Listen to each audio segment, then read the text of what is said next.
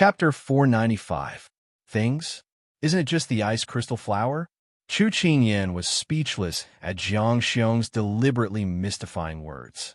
However, this was the tone of a government official. She just had to get used to it. Although she knew, Chu Qingyan was still very curious about the rumored ice crystal flower. It was the rare herb that they had been searching for all along the way. As soon as Jiang Xiong gave the order, a servant came in with a transparent crystal box about 10 inches in size. Everyone's eyes were attracted by the crystal clear box. Through the box, they could see that it was filled with transparent or snow-white ice cubes. In the white mist, they could vaguely see a touch of green. The dishes on the table had been removed, and the crystal box was placed on the table. Everyone gathered around the box and began to examine it. Jiang Xiong explained, "I think you have already known about the ice crystal flower's special characteristics. It needs extremely cold temperatures to grow, so I ordered a special container to be made for planting. It doesn't need any nutrients or soil. The person who gave it to me said that as long as the seed of the ice crystal flower is placed in ice water, it will grow naturally. I have been raising it for several years now, and it just so happens that these few days are the time for it to bloom." After saying that, Jiang Xiong ordered the servant to open the box. When the crystal lid was opened, a burst of cold air came out of the box, adding a chill to the warm hall. At this time, the thing inside was exposed in front of everyone. On a layer of icy water, a palm-sized herb floated. Its branches were slender, and its leaves were serrated. The leaves were sparse, and there were only 4 of them. However, its flowers took up 2/3 of its entire body. The fist-sized red flowers were tall and had curly edges. If one were to count them carefully, there were at least 30 to 40 petals. The flower bloomed strongly, but it was tasteless. The ice crystal flower quietly stretched its branches and floated in the ice water with the ripples. It was surrounded by ice cubes, as if it was a noble princess. People couldn't help but be subdued by its elegant aura. Is this the ice crystal flower? I feel like I'm living like a real person. Cheng Yinluo couldn't help but sigh. Unlike Chu Qingyan, who was overjoyed to see a life-saving herb, she was a doctor who was crazy about rare herbs. Chu Qingyan nodded. "It's so relaxed that I'm embarrassed to attack it." Sigh. I suddenly thought of a phrase, "Beautiful women are ill-fated." Ahem, this flower has lived for at least 100 years. She can't be considered unlucky. Cheng Yinluo couldn't help but mock her. Chu Qingyan shrugged. "All right, then let it reincarnate as soon as possible." Ice Crystal Flower was thinking, what the hell? He still wanted to live for a few more years. "All of you, prepare for this flower. I will give these flowers to the 2 of you. I hope that the King of England will be cured soon. I will seal off all news of your arrival in the Jiang Kingdom. Consider it as a thank you gift." Jiang Xiong stroked his beard and said with a smile. He knew about the internal strife in Sichuan, and the young man in front of him was a rare object of admiration for many years, so his love for talent was aroused. Xiao Su cupped his hands and said gratefully, "Thank you, Your Majesty." "You're welcome. We're even now. The next time we come to the Jiang Kingdom, let's play a few more games of chess. I can't accept losing to you." Jiang Xiong laughed heartily and reached out to pat Xiao Su's shoulder. Xiao Su nodded in agreement. Jiang Yunjing smiled and joked, "It's rare to see my father meet his match. His Royal Highness should come to play more often. It's all because you always let him win." Empress Jiang exposed. Jiang Xiong felt embarrassed. "What do you mean by let him win? I always beat them fair and square." Chu Qingyan looked at Jiang Xiong's happy family and suddenly felt sorry for Big Ice Cube. If he could be born into such a family, at least Big Ice Cube would be able to experience the warmth of family. She turned her head and saw that Big Ice Cube looked calm, as if he wasn't affected by the scene in front of him. As if he felt her gaze, Xiao Su lowered his head to look at her and said with a warm tone, "What's wrong?" "Nothing." She shook her head, then reached her hand into his palm and grabbed his fingers. She secretly hid their clasped hands in his wide sleeves. Xiao Su felt that her little paw was like a kitten scratching his fingers. He couldn't help but clench his fingers and suppress the itch that spread from his palm to his heart. He knew what the little fellow was thinking. After spending so much time together, they already had a tacit understanding. She worried too much. If he could be envious of others, he would have been destroyed by jealousy after seeing how his father doted on his fourth brother. He had learned to block these things from a long time ago. However, after meeting her, he didn't need to block it anymore. He didn't need to be envious of others because he already had her by his side. Before leaving the palace, Jiang Yunyao walked in front of Chu Qingyan with a reluctant look on her face. If it wasn't for the fact that you have to leave early tomorrow and I can't send you off, I would like to see you leave with my own eyes. Third princess, don't be sad. We will meet again. Chu Qingyan reached out to hold her hand and said goodbye with a smile. Amen. Then you must remember to come back and see me. In Jiang Yunyao's heart, she had long regarded Chu Qingyan as her good friend. Her words were full of reluctance. Chu Qingyan nodded solemnly, but the words she said ruined the scene of reluctance.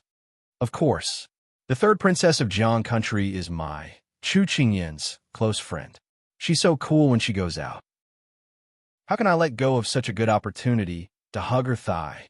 It's a once-in-a-lifetime opportunity. Jiang Yunyao was amused by her mischievous words. Her depressed mood dissipated a lot, and she looked at her helplessly. After the two of them hugged and said goodbye, Chu Qingyan followed Xiao Su and left the Jiang country's imperial palace. These two are not simple characters. It would be fine if they were to stay away from the imperial court, but if they were to return to the Xian imperial clan one day, they would definitely become dragons and phoenixes among men. You two should interact more with them, and you will definitely benefit greatly. Jiang Xiong said to his two sons as he watched Chu Qingyan and the others leave. Yes, we will follow Imperial Father's instructions. The two of them replied in unison.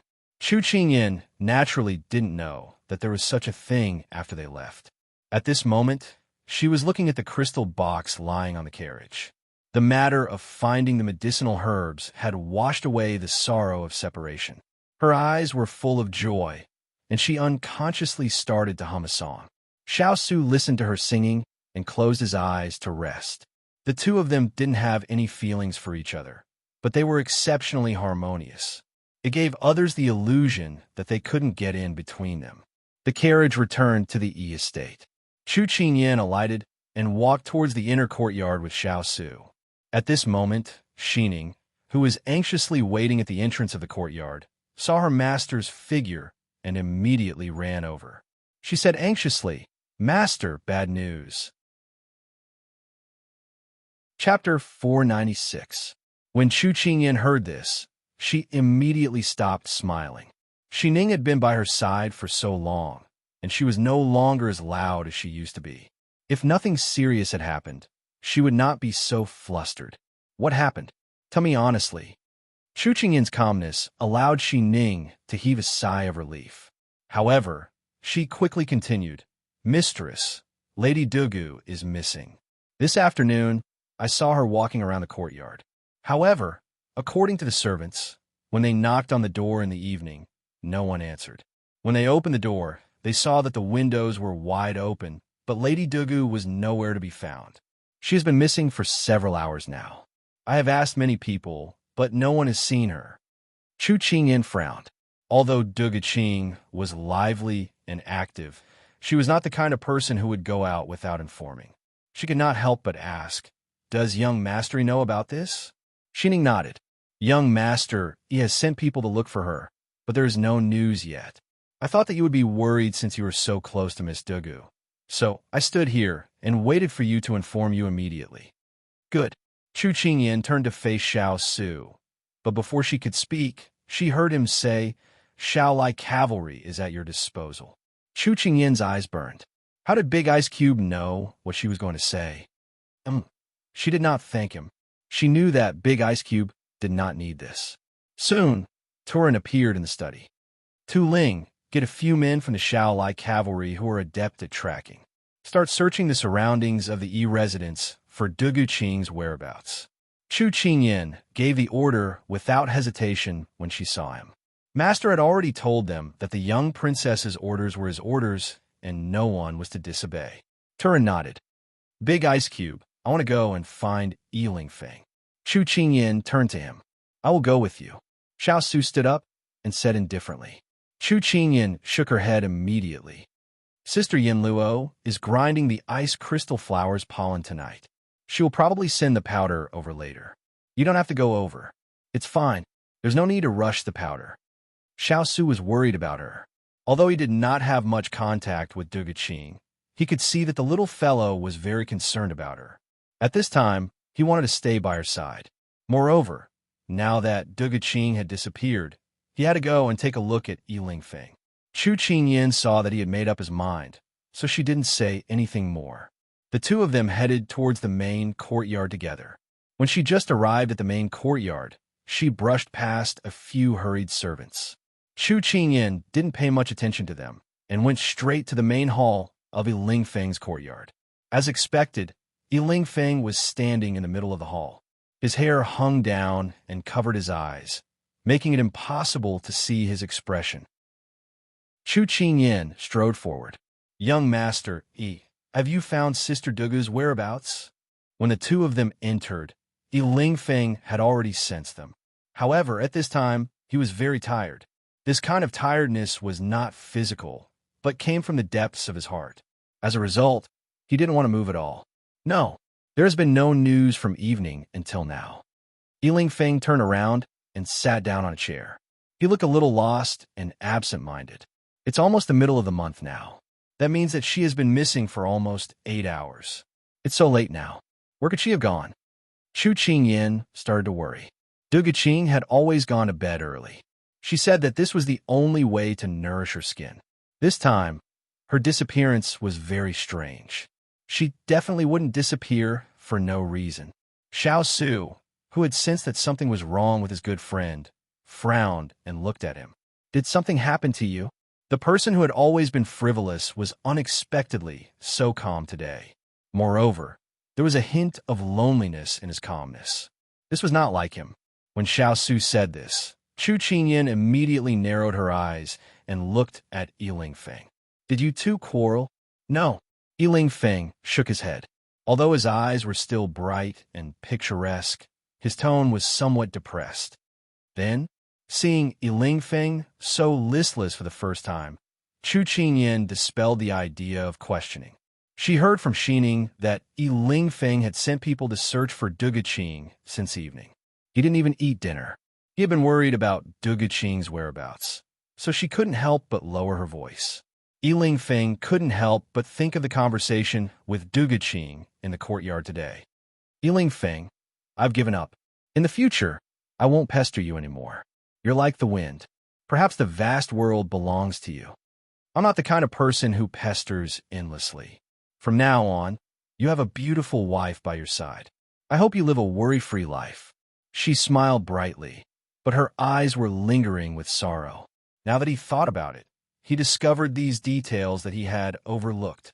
He closed his eyes and said with a disappointed tone, I hurt her heart today. She said she no longer had any hope for me. She's given up. What? Chu Qingyan's eyes widened. For a moment, she couldn't say anything. Such a stubborn and hot-blooded woman gave up just like that? How much determination did she have to make to be so ruthless to herself, to dig out the deep-rooted love in her heart? Yi Feng, you don't have the right to hurt any woman who likes you. If you don't like her, you shouldn't have provoked her in the first place. If there's no hope, there's no disappointment. You know, a woman's heart is softer than a man's. It's easier to be moved and fall. Unlike you who can leave unscathed when you're tired of playing. Chu Qingyan couldn't help but lashed out. Along the way, everyone had seen everything that Duge Qing had done for him. If she was a man, she would have long been moved. But she knew that being moved wasn't the same as liking her. She didn't agree with her blindly giving. But what she was more angry about was Yi Feng's attitude. If you don't like her, then tell her directly. Let her give up early and not fall deeper and deeper. In the end, she can't give up no matter what. Chu Qingyan's every rebuke made Yi Feng speechless. When he was at the border, he had told her very frankly that it was impossible between them. But after saying it for a long time, she didn't listen. So he didn't repeat himself. But he didn't know why. In the end, it became that he didn't want to continue. As if in his heart, he wasn't willing. because he hesitated, but he had never thought deeply about it. He was just used to having her by his side. But today, it seemed that he was wrong. Chu Qingyan still wanted to continue, but seeing Yi Lingfeng's distracted look, she angrily stomped her feet and leaned against the chair to sit down. Let's wait for the news first. Xiao Su comforted her. Chu Qingyan pursed her lips and almost cried. Where can she go this late? I'm really worried that something bad might happen to her. When she said that, Yi Lingfeng's body suddenly stiffened. After a moment, Turin hurried into the main courtyard. Chapter 497. The moment Turin entered, Chu Qingyan immediately stood up and asked, How's the investigation going? Turin cupped his hands and replied, According to the spies, Miss Dugu was seen leaving from the city gate at around 7 in the evening. She should have left the imperial capital by now. Left? Chu Qingyan frowned. Can you tell if it was voluntary or forced? It was voluntary, and Miss Dugu seemed to be in a hurry. There were 4 or 5 bodyguards following her. I couldn't see their faces, but from their movements, I could tell that their martial arts were not weak. Turin reported truthfully. Upon hearing this, Chu Qingyan heaved a sigh of relief. It was good to know that she was fine. However, just as she put down her worries, they arose again. She left in a hurry without leaving a word, and there were a few more bodyguards around her. She left the imperial capital in the middle of the night. Could it be that something urgent had happened, and she didn't have the time to tell everyone? Chu Qingyan frowned again. Not only did Chu Qingyan think so, but Yi Lingfeng also thought so. Unless something big happened that caught her unprepared, she wouldn't have left in such a hurry. Turin, did she go in the direction of Shang? Yi Lingfeng suddenly asked. Turin nodded. If she keeps going in that direction, she should be in Shang. Shang? Chu Qingyan was puzzled. Why Shang? Yi Lingfeng didn't hide anything and said, She's from Shang. She just arrived in Jiang this year. If there's something urgent, she should have returned to Shang. Chu Qingyan's face revealed a look of understanding. She clapped her hands, and her eyes brightened. She said to the person beside her joyfully, Big Ice Cube, aren't we going to Shang? Then we can track Sister Dugu all the way. It's best if we can find her. Knowing that she was safe and sound, and was from Shang, she thought that they would meet again as long as fate willed it. Seeing that the little fellow's emotions had calmed down, Xiao Su nodded. If you're worried, you can ask Xiao Lai to search for her. Chu Qingyan nodded. Although she had not spent much time with Dugu Qing, she knew that Dugu Qing was not someone who did not have her own opinions. Dugu Qing was able to handle everything on her own. As long as Chu Qingyan spread the news, she believed that Dugu Qing would take the initiative to contact them if needed. It was almost late at night. Chu Qingyan thought about the ice crystal flowers powder and was about to drag Big Ice Cube back to their room. But before they left, Chu Qingyan turned back to look at Yi Lingfeng and said with regret, Young Master Yi, I have to say that you missed a good girl. I used to think that everyone has their own way of life. Whether it's passionate, devoted, or promiscuous, it's all their own choice. There's nothing wrong with that, but it's best if you don't hurt others. Also, do you think it's really good to indulge yourself and live a carefree life like this? Love is actually a very sacred thing. If possible, I hope you can treat it seriously in the future. Then, when you're old, you won't regret missing out on it and won't toss and turn in bed because of it. After Chu Qingyan finished speaking, she didn't look at him anymore and turned to leave. Behind her, after hearing Chu Qingyan's words, Yi Lingfeng looked out of the window.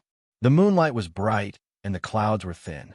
At this moment, his emotions were complicated and at a loss. What's wrong with me? After Dugu Qing left, his entire person started to feel strange. Is it because he rejected her confession and felt guilty? Or is it because he was worried about her leaving?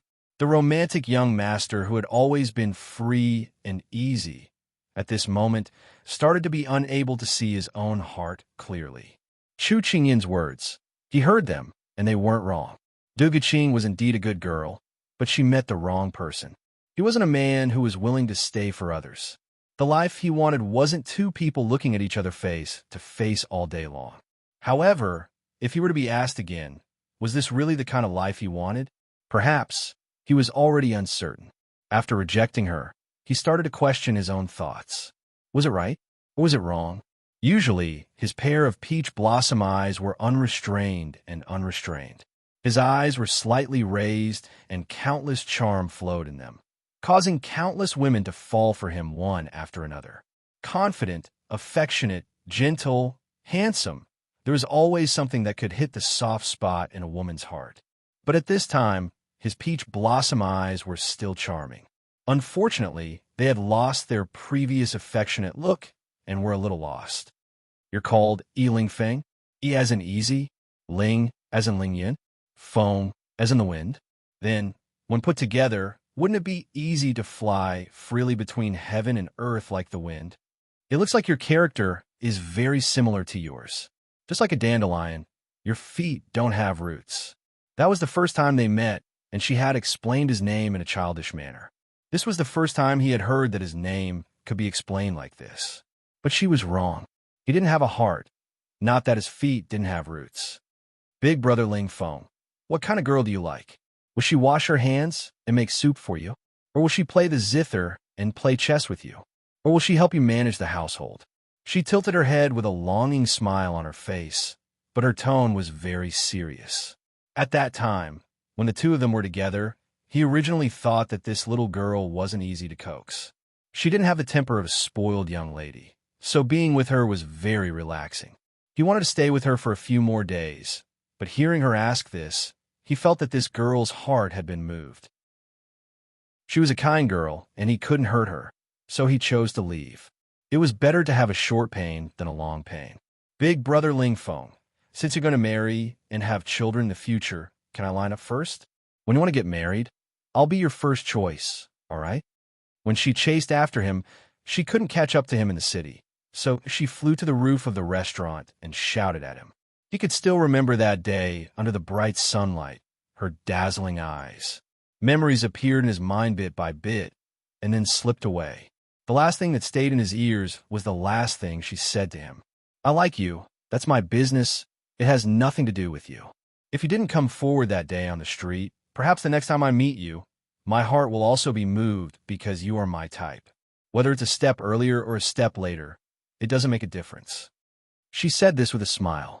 Just like in the past few months, she had never shown any expression other than this smile in front of him. A sleepless night, a night of sitting, a night of being in a daze. When Ling Feng opened his eyes, the first rays of the morning sun had already risen and the sky was already slightly bright. He never thought that time would pass so quickly. At this time, a servant came in to report. Young Master Xiao's group has already gotten up and is preparing to leave.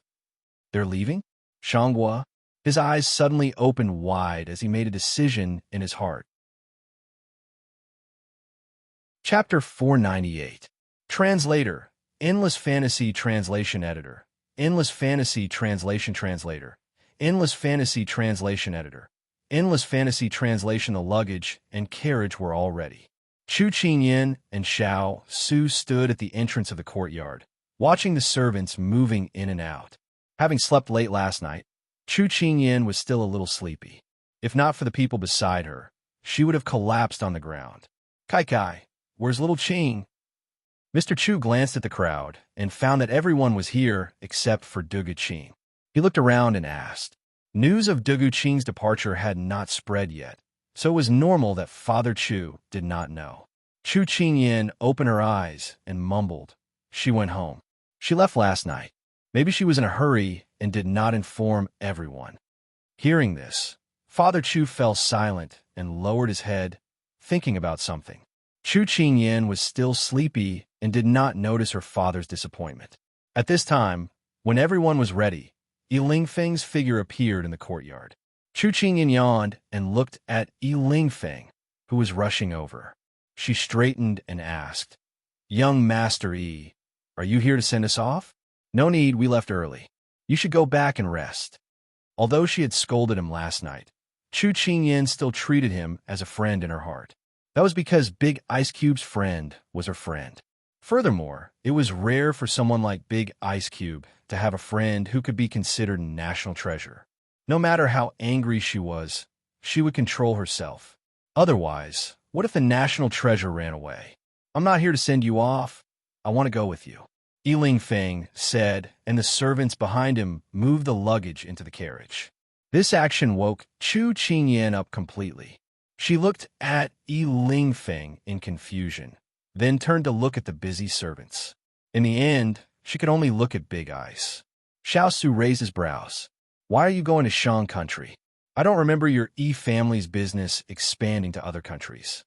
Ling Feng, who was directing the servants, turned around when he heard this. He lowered his eyes slightly, as if thinking about how to explain. Father Chu, who had been silent on the side, suddenly spoke. Little Feng, was it you who made little Qing run away in anger? Father Chu pointed at him angrily. Chu Qingyan clicked her tongue. She had to admit that sometimes her father's blind guesses were right. However, now was not the time to admire her father. She stepped forward and held his hand. Smiling, she advised, Father, don't be angry. Sister Dougal left because she had something urgent to attend to. Don't worry. Her home is in Shang country. If we are lucky, we might meet her there. Mr. Chu nodded, but his anger had not subsided. He glared at Ling Feng. But I still want to scold you. You didn't even visit little Qinger when she was sick. You're too disappointing. In the future, if I have delicious food, I'll give it to Little Blossom, the Kiki, and Cutie Ming. I won't give it to you. After saying that, Chu Machin's father snorted coldly and swaggered toward his wife. Xiao was a cat raised in the family's kitchen. In order to prevent mice, she had given birth to 3 kittens a few days ago. Thus, her father named them Dadada, Kiki, and Cutie. Chu Qingyan listened to her father with some shame. When she turned to look at Ling Feng, she saw that his expression was a little stiff. She could not help but sigh softly. At this moment, she heard Ling Feng's soft voice. Brother Xiao, I want to go to Shang country to see if she is safe. If she is, I will come back. No one had interacted with Duga Qing as long as he had. She had left in such a hurry that something big must have happened. He could not pretend that he did not know anything. If he was asked how he felt about Duga Qing now, he did not know. He did not want to think too deeply about it. He was afraid of the answer. He only wanted his heart to be at ease. Xiao Su frowned. You still have a large family business to take care of. This trip will take a long time. Why don't we find her and send the news back to you? Ling Feng shook his head and rejected his good friend's offer. No, I have to go and see for myself. Otherwise, I will not be at ease. Hearing this, Xiao Su looked at him suspiciously. Are you regretting it? Regret? Ling Feng was stunned. Then, under his good friend's gaze, he braced himself and replied, What is regret? There is no such word in my life. Xiao Su shook his head, a little angry at his failure to fight back. There is no such word in your life, but it is written all over your head. Ling Feng, I have told you before that you should stop when it's time to stop. Otherwise, it will be too late for regrets. You don't listen to good advice and will suffer losses in front of you. If you really decide to go to Shang country, I will not stop you. But I hope that you will think carefully about what you want in your heart. Otherwise, when you find that girl and hurt her a second time, that is not what a gentleman should do.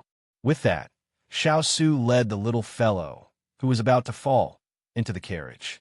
He lowered his head and said softly, Don't sleep standing up. If you fall, you'll be embarrassed. Go back to the carriage and sleep. At this point, Chu Qingyan could no longer listen to what he was saying. She had given herself to him and was in charge of walking with her eyes closed. Ling Feng was a little stunned by his good friend's words. His good friend did not often lecture him in Feng because he felt that there was no need. Today, he said so much, which made him feel flattered. But his good friend's words made sense. What did he want? Ling Feng originally thought that Xiao Su was doing it for his own good. Little did he know that Xiao Su was actually doing it for his little fellow. Chu Qingyan cared a lot about her friend, Duga Qing. If anything happened to Duga Qing, she would be sad. But he did not want to see her sad, so he said those words to Ling Feng. If Ling Feng knew the truth, he would definitely regret befriending such a person who valued women over friends. After getting into the carriage, Chu Qingyan lay down on the couch while Xiao Su leaned against the wall and closed his eyes to rest. After moving her limbs on the couch, Chu Qingyan automatically turned over and rolled into Xiao Su's arms. Then, she found a comfortable position in his arms and prepared to sleep. She closed her eyes the whole time. The reason why she was so familiar with it was because she had done it many times before, and she could distinguish the smell on Big Ice Cube, so everything was done smoothly. Xiao Su was already used to her actions. He reached out to take the blanket beside him and covered her with it. During this time, he did not even open his eyes. It was all based on his feelings. They were like an old couple who had been married for decades. The wheels rolled over the dead branches and started to turn. They drove out of the Yu residence and slowly left the capital of Jiang country. Jiang Yunyao stood at the top of the palace and looked down at the capital with a smile. Qingyan, I wish you a safe journey. At this moment, Chu Qingyan was smacking her lips in her sleep. Carrot did not want to eat, did not want to eat, did not want to eat. Poor Chu Qingyan. Even in her sleep, she did not forget to scold Carrot. Carrot, I'm very cute. Very cute, okay? You have eyes but can't recognize Carrot. Chapter 499. Translator. Endless Fantasy Translation Editor. Endless Fantasy Translation Big Ice Cube made an exception for her in the previous chapter. When they left Jiang Kingdom, the sky was still clear and sunny. However, as they traveled further, the sky was covered with gray clouds. Looking at the horizon, it was as if the heavens and earth had merged together. The mountains in the distance were no longer visible. Chu Qingyan was greeted by such a scene when she woke up. She rubbed her eyes and asked the man who was flipping through a book, "Did I sleep the whole day? Why is it so dark now?" "You slept for 4 hours." Xiao Su put down the book and looked out the window. His expression was indifferent. "It should be snowing soon." "Snowing?" His head, which was still a little muddled, suddenly sobered up when he heard those 2 words. She leaned against the window and said expectantly, "I haven't seen what snow looks like. If I can see it with my own eyes, it will fulfill my wish for many years." Xiao Su didn't think much of it. When he was at the border, it happened to be deep in the mountains. Every winter, snow was a common occurrence. To them, snow was the last thing they liked when they were marching to war. It meant that it would be more difficult to defend. Xiao Su pondered for a moment when he saw how happy she was. Then he said, "If there's a chance in the future, I'll take you to Mount Lu." Okay. Chu Qingyan nodded eagerly. Then she realized, is Mount Lu a mountain range at the border of Sichuan? Xiao Su nodded. "I've been there for 4 or 5 years. There's no summer there, only spring and winter. If you want to see snow, it's a good place to go." Chu Qingyan cupped her face and smiled happily. This was the first time Big Ice Cube had told her where to go. She couldn't wait to go to Mount Lu. "Big Ice Cube, after you cure the poison, we'll go there. Maybe we'll reach Mount Lu next winter." Okay. Last night, Yin Luo had told them that the ice crystal flower was not only a treasure, but its leaves were also useful. Therefore, she had to study it first before she could give them the powder made from the ice crystal flower. Chu Qingyan counted with her fingers. They still had 20 days, and there were only 15 days left until New Year's Eve. After New Year's Eve, she would be a year older. Thinking back to this year, many things had happened. She suddenly transmigrated, inexplicably got married, and had a fiancé. Then, she started to scheme. She felt that it was already a blessing from the heavens to be able to live through this year peacefully. Chu Qingyan smiled and said slowly, "Big Ice Cube, we thought we wouldn't be able to get these 3 rare herbs. Now that we found 2 of them, I believe we can also find the love grass." She recalled the time when she saw Big Ice Cube covered in blood at the medical center.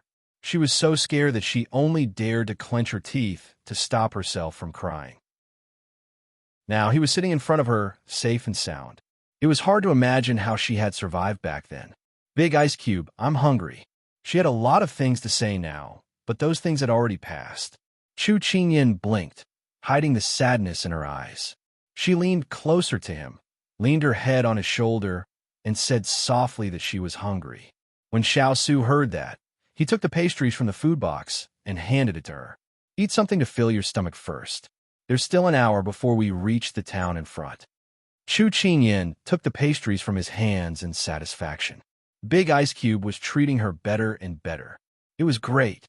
They were going to Shang country this time, and they were taking a shortcut. Jiang country and Shang country were separated by mountains as a natural barrier, so it meant that they would have to climb over several mountains to reach Shang country. At the very most, if they traveled faster, they would reach Shang country in about 5 days. Half an hour later, the group stopped in a town to rest. After eating and feeding the horses, the group continued on their journey. Now, time was like a bowl of water in a drought. They couldn't spill it and had to cherish it very, very much. If everything went smoothly, they would reach the first mountain in the evening. Xiao Su glanced at the sky and then gazed into the distance at the mountain range that was faintly discernible in the clouds. He seemed to be deep in thought. At that moment, Chu Qingyan was feeling a little bored. She reached out to tap the water in her cup and wrote something on the table. Xiao Su glanced at the words on the table and raised his eyebrows in confusion. Snow muscle pill? What's that? When I was at the Blue Manor, I saw a man exchanging this item.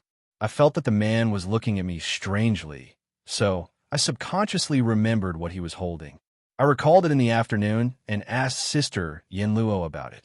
She told me that the snow muscle elixir has a nice name, but it isn't used to beautify or nourish one's skin. Instead, it is used to regulate one's internal energy, especially for people with congenital deficiencies, such as those who were born prematurely. Chu Qingyan looked at the words on the table and explained slowly. In short, it was useful for people with congenital deficiencies. Xiao Su nodded and didn't take this matter to heart. Just as Chu Qingyan and company were hurrying on their way, a black shadow snuck into the third prince's palace in the Xixian nation's imperial palace 1,000 miles away. Master, I brought the thing you wanted from the Blue Manor. The black-robed man knelt down in front of Xiao Ho. This was the man that Chu Qingyan had met once at the Blue Manor. Xiao Ho raised his hand, and the man beside him took the box and handed it to him. He lifted his fingers and opened it. The jade-colored pill caught his eye. Xiao Ho curled his lips and smiled. Not bad. You've done a good job. I'll reward you handsomely. This is what I should do. The man in black bowed his head. Then, he seemed to recall something and reported, Master, when I was at the Blue Manor, I saw a woman who looked very similar to Chu Qingyan. However, the man beside her wasn't the King of England. Oh, what was that woman doing at the Blue Manor? Xiao Ho raised his eyebrows and asked. She seemed to be looking for some kind of medicinal herb. I'm not very sure. However, because I've seen Chu Qingyan before, I had some impression of her voice and figure. When I saw her at the Blue Manor, I felt that she was familiar and paid a little attention. The man in black answered truthfully. Xiao Ho frowned and thought for a moment. Then a light flashed in his eyes. We've fallen into a misconception. We thought that Xiao Su was in Sichuan. However, we couldn't find any trace of him. It's very likely that he's already left Sichuan and fled to another kingdom. His subordinate's discovery gave him a wake-up call. He immediately ordered, take out a group of people and start searching from the surrounding kingdoms. Junlan, Jiang, Shang, Nansong, don't let a single one go. If Xiao Su is dead, I want to see his corpse. If he's alive, I also want to see his corpse. He didn't believe that Xiao Su's life was so tough that even Snake's kiss poison couldn't kill him. So many assassins couldn't kill him. He didn't mind ending his short life with his own hands. If you find any trace of him, spread the news. I want him to have no way to escape. Yes, Your Highness. Chapter 500. Sometimes, the more you want something, the more you can't get it. Just like now, they were anxious and wanted to rush to Shang country, but the weather was not on their side, and it started to rain. In the middle of nowhere, there was nowhere to hide. Everyone could only hide in the car and listen to the pitter-patter of the rain hitting the roof of the car. When it rains, it pours. Chu Qingyan's face was gloomy. She hated the weather. If it wasn't for the rain, they could have crossed the mountain today. They wanted to continue in the rain, but the sky was getting darker and darker. They couldn't even see the road clearly. In order to prevent accidents from happening, they could only stop. Listening to the little one's complaint, Xiao Su looked at the sky and thought for a moment. Suddenly, the corner of his mouth raised into a mysterious smile. Later, there might be a surprise. He lowered his head and said to Chu Qingyan, "Surprise? What surprise? I only hope that there won't be any surprises." Chu Qingyan lifted her head and looked at him dispiritedly. All she wanted to do now was to hurry on with her journey. If the heavens could stop the rain immediately, she would definitely ask Xining to buy more things for her. Xiao Su couldn't help but laugh at her puckered-up face. The rain should stop in about an hour. Really? Chu Qingyan lifted her head, her eyes sparkling as she looked at the huge block of ice in front of her. Looking at her little face that instantly regained its glow, Xiao Su couldn't help but smile gently. The little one was easily satisfied. People who were content with what they had were always kind-hearted. As Xiao Su expected, half an hour later, the rain stopped. The sky that was shrouded in dark clouds slowly regained its light. However, the clouds were still very thick, as if they were about to touch the ground. Chu Qingyan beamed from ear to ear. "Big Ice Cube, you are a god. How did you know that the rain would stop? Not only will the rain stop, it will also snow later." Xiao Su accepted her praise with a calm expression. He picked up the lid of the teacup with his fingers and gently stirred the tea leaves floating on the surface of the water. "What? Snow?" Chu Qingyan immediately turned her head to look out of the window. At this time, compared to before, the world was a little more spacious and bright. Suddenly, white things began to float in the air. Chu Qingyan blankly stretched out her hand, and a piece of white snow fell into her palm. It was a little cold, and then it fell into her hand one after another. She carefully held the snowflake and presented it to Xiao Su as if it were a treasure. "Big Ice Cube, look at snow." Although he was used to seeing these snowflakes, Xiao Su couldn't help but seriously look at the snowflake in her hand under the influence of her happy mood. They were small and fragmented, lying in her palm, making her hand look pink and cute. "Yes, it's snow." He finished the appraisal. Big Ice Cube's expression was very calm, and she felt like Granny Lou who was entering the city for the first time. She suddenly remembered that Big Ice Cube used to be stationed near Lou Mountain. Seeing snow was as easy as eating a home-cooked meal. However, this was her first time. Even though she knew that the person in front of her didn't think much of it, she still wanted to share her joy with him. "Big Ice Cube, do you know that where we come from, snow represents romance? Walking in the snow is like walking in a fairy tale world." Chu Qingyan thought of the idol dramas she watched in the past. Her whole body began to emit pink bubbles, and her eyes were filled with longing. Unfortunately, as soon as she finished speaking, a certain unromantic person poured a bucket of cold water on her. "If the snow is too heavy, you'll have to crawl back after walking out." Chu Qingyan's mouth twitched. "Big Ice Cube, can you not spoil the fun?" However, the reality seemed to be like what Big Ice Cube said. The snow didn't get heavier, but the snow on the ground was getting thicker. "Master, if this continues, we can't continue to move forward. Otherwise, it's very likely that we'll be trapped." Turin rode over and discussed outside the carriage. "Find a spacious place to set up camp." Xiao Su didn't hesitate and immediately gave the order. "Yes." Turin immediately sent someone to find a suitable place in front of them. In less than 10 minutes, the person came back. "Master, there's a plum forest on the mountainside in front of us. The terrain is flat, and there are more trees. It's convenient for us to set up camp for the night." Turin quickly came to report. "Okay, let's go now. We've just arranged everything before dark." Xiao Su didn't think much and told Turin.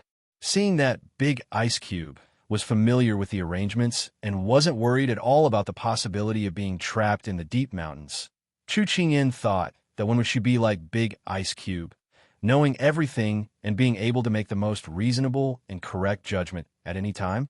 She thought in her heart and directly asked. Xiao Su was a little relieved when he heard that, because his little fellow had been growing and didn't stagnate. It all depends on the accumulation of experience. If you fall a lot, you'll know how to walk at night. This wasn't perfunctory, but speaking from experience.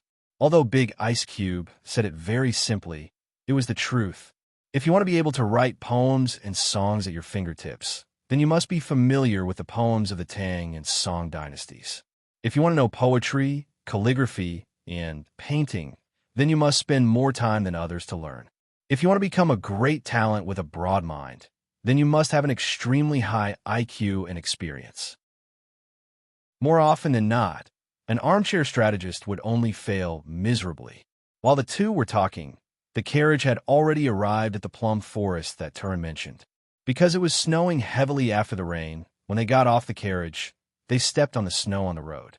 As soon as Chu Qingyan stood still, she saw the wood spirit standing in a large open space, gesturing about something. Then, the fierce cavalry hidden in the dark suddenly appeared. They were holding hammers, saws, and nails in their hands, and quickly approached the wood spirit. And Turin brought people who chopped wood from God knows where, and transported it in large batches to the wood spirit. Just as Chu Qingyan was puzzled, she heard the wood spirit order, "Start working." Then, she saw the fierce cavalry quickly use the tools in their hands. Some moved wood, some hammered wood, some sawed wood. Everyone had a clear division of labor. Occasionally, there would be sounds of conversation, but basically, they were all working quickly and silently. Under Chu Qingyan's stunned gaze, the outline of a house appeared out of thin air. Then, at a speed visible to the naked eye, it moved from bottom to top. It was like a painting, and the house appeared in front of her just like that. An hour later, a house that could accommodate 30 to 40 people stood in the middle of the plum blossom forest. The design of this house was very similar to the E-residence. The trees of the earth spirit looked for were basically dozens or hundreds of years old. Therefore, the entire building gave people a feeling of sturdiness and solemnity. Chu Qingyan stood under Xiao Su's umbrella and murmured, "I seem to have witnessed a real magic show with my own eyes." Chapter 501. While Chu Qingyan was staring at the scene with her mouth agape, Chang Yinluo and her parents had also alighted from the carriage to witness the uncanny workmanship with their own eyes. Their mouths were so wide open that one could stuff an egg into them. A house that would take at least 3 months or even half a year to build was actually completed in less than half a day right under their noses. This was unheard of. As for Yi Lingfeng and Ethereal, they were already used to it. When they were outside, they often had to eat and sleep in the open, so Mu Ling's skills were always useful at crucial moments. Chu Qingyan muttered to the people around her, "Big ice cube. I realize that everyone around you is capable." Xiao Su's lips curled up slightly. When he had first trained them, he had formulated a training plan based on each of their characteristics. Now, each of them had their own specialties and were considered top-notch in their respective fields. He had not let his years of training go to waste. At this moment, Mu Ling had just put down the blueprints in his hands when he saw Chu Qingyan's father running towards him happily. He was even yelling, "Blockhead, you're too awesome. Hurry up and build me a pagoda. I want to pluck the stars tonight." Everyone was speechless. Mu Ling looked at Chu Qingyan's father, who was grabbing onto his clothes and not letting go. He wanted to cry, but had no tears. Could he just pretend that he didn't hear anything? She looked at her master for help, but unfortunately, her master ignored her. In the end, Mu Ling personally built a human-sized wooden pagoda for Chu Qingyan's father. Only then did Chu Qingyan reluctantly accept it. Everyone brought their luggage and checked into the large courtyard of the house, which was simple on the outside but grand on the inside. As Xiao Su had said, the snow was getting heavier and heavier. A thick layer of snow had already accumulated on the ground. Fortunately, Mu Ling had raised the height of the threshold when he was building the house, so the snow did not pile up to the doorway. In addition, Turin had chosen a high position, so the snow did not pile up to a certain extent. Everyone ate early and returned to their rooms. Chu Qingyan was not sleepy because she had slept too long during the day, so she stayed in the study with Xiao Su. Outside the window, snowflakes rustled down, creating a vast expanse of whiteness. She couldn't help but think of a poem she had learned in the past. Thousands of miles of ice, thousands of miles of snow. Looking inside and outside the Great Wall, there was only the boundless expanse of the Great Wall. Up and down, suddenly surging with torrential waves. The mountains danced like silver snakes. The plains galloped like wax elephants, wanting to compete with the Heaven Duke for height. The snowy scenery was magnificent, but at this speed, they would be trapped in the mountains and unable to move. Big Ice Cube, when will this snow stop? She turned around and ran back to his side, anxiously asking. Seeing the impatience on her face, Xiao Su's lips curled into a teasing smile. Didn't you say you wanted to enjoy the snowy scenery? Isn't this a good time? You could take a good look at the romantic snow. Chu Qingyan was embarrassed. She liked the snowy scenery very much. If it was another time, in another place, she would like it even more. But now what she needed was time. I don't want to see snow now. Chu Qingyan's words carried a trace of annoyance. When she passed by the courtyard just now, she heard Turin and Wood's spirit talking. They said that if this snow continued for 2 or 3 more days, they would be trapped in this deep mountain. Xiao Su suddenly understood why she was so anxious. He couldn't help but put away the joke at the corner of his mouth. He reached out and pulled her closer to him, then said softly, "It's okay, we're not in a hurry. Fire Spirit is still looking for information. I believe this time it won't take as much time and energy as it did in Jiang country. I also don't want to be in a hurry, but I can't help it." Chu Qingyan relaxed her body and leaned on his shoulder. Her voice sounded troubled and aggrieved. "I'm afraid we won't be able to move forward for the next few days. You should find something to do, then you won't think too much," Xiao Su suggested. Chu Qingyan frowned. "What can I do in this deep mountain forest? If not, I can go catch a few rabbits with Daddy to play with. When the snow stops, I'll take you out for a walk." Xiao Su patted her head. Looking at her pouting and vexed expression, he only found it funny. Chu Qingyan nodded. Since she had nothing to do, this was the only way. At this moment, there was a light knock on the door. Chu Qingyan walked over and opened the door. She found Cheng Yinluo standing outside. "Sister Yinluo, what's the matter?" Chu Qingyan stepped aside to let her in. She then closed the door. The wind outside was really cold. Cheng Yinluo had a bright smile on her face. After entering the door, she joyfully said to the two of them, "I've studied the use of the ice crystal flower. It's better than I imagined. I've already turned the petals into powder and made a total of 10 pills. Your Highness should take 1 pill every day. After 10 days, half of the poison in your body will be neutralized. Then, when we get the love grass, we can neutralize the other half of the poison." As soon as she finished speaking, Chu Qingyan cried tears of joy. She hugged Xiao Su's hand and cheered. "That's great, that's great." Her eyes reddened as she spoke. Her voice was hoarse and choked with sobs. Xiao Su put one arm around her shoulder and the other hand gently stroked her black hair behind her head, comforting her who was so excited at the moment. He had seen great storms and waves in his daily life, and he had often been on the brink of death several times, so he was already used to life and death. Now that someone was crying in his arms, just because he had a chance to live, it was as if after walking for so many years, he was no longer alone. Now that there was someone who shared his joys and sorrows, it would be a lie to say that he was not moved. Cheng Yinluo looked at the two of them warmly hugging each other, and her heart was moved. Relying on each other in life and death, never leaving each other, sharing joys and sorrows, holding hands with one's child. That was the most beautiful process of love. Cheng Yinluo looked at them again and felt that she was an outsider. It was better not to disturb them. Thus, she left the room and closed the door carefully. She sighed softly and turned to leave. But then, she saw a figure standing in the snow. Ethereal was standing in the courtyard, looking up into the distance. His gaze was a little unfocused. Snowflakes fell from his body one by one. There was a lot of snow on his shoulders. He must have been standing there for a while. Suddenly, he felt something strange. He looked up and saw an umbrella covering his head. He was slightly stunned. He slowly turned his head and saw someone standing beside him. It was Xiaoyan. The two of them looked at each other wordlessly, separated by the umbrella handle. In the end, Cheng Yinluo passed the umbrella to him and said coldly, "Hold on to it. You must be crazy to come and look at the snow at this time." Then, she turned to leave, but the footsteps behind her followed. She stopped and said impatiently, "Why are you following me?" Ethereal smiled faintly. "The snow is too heavy.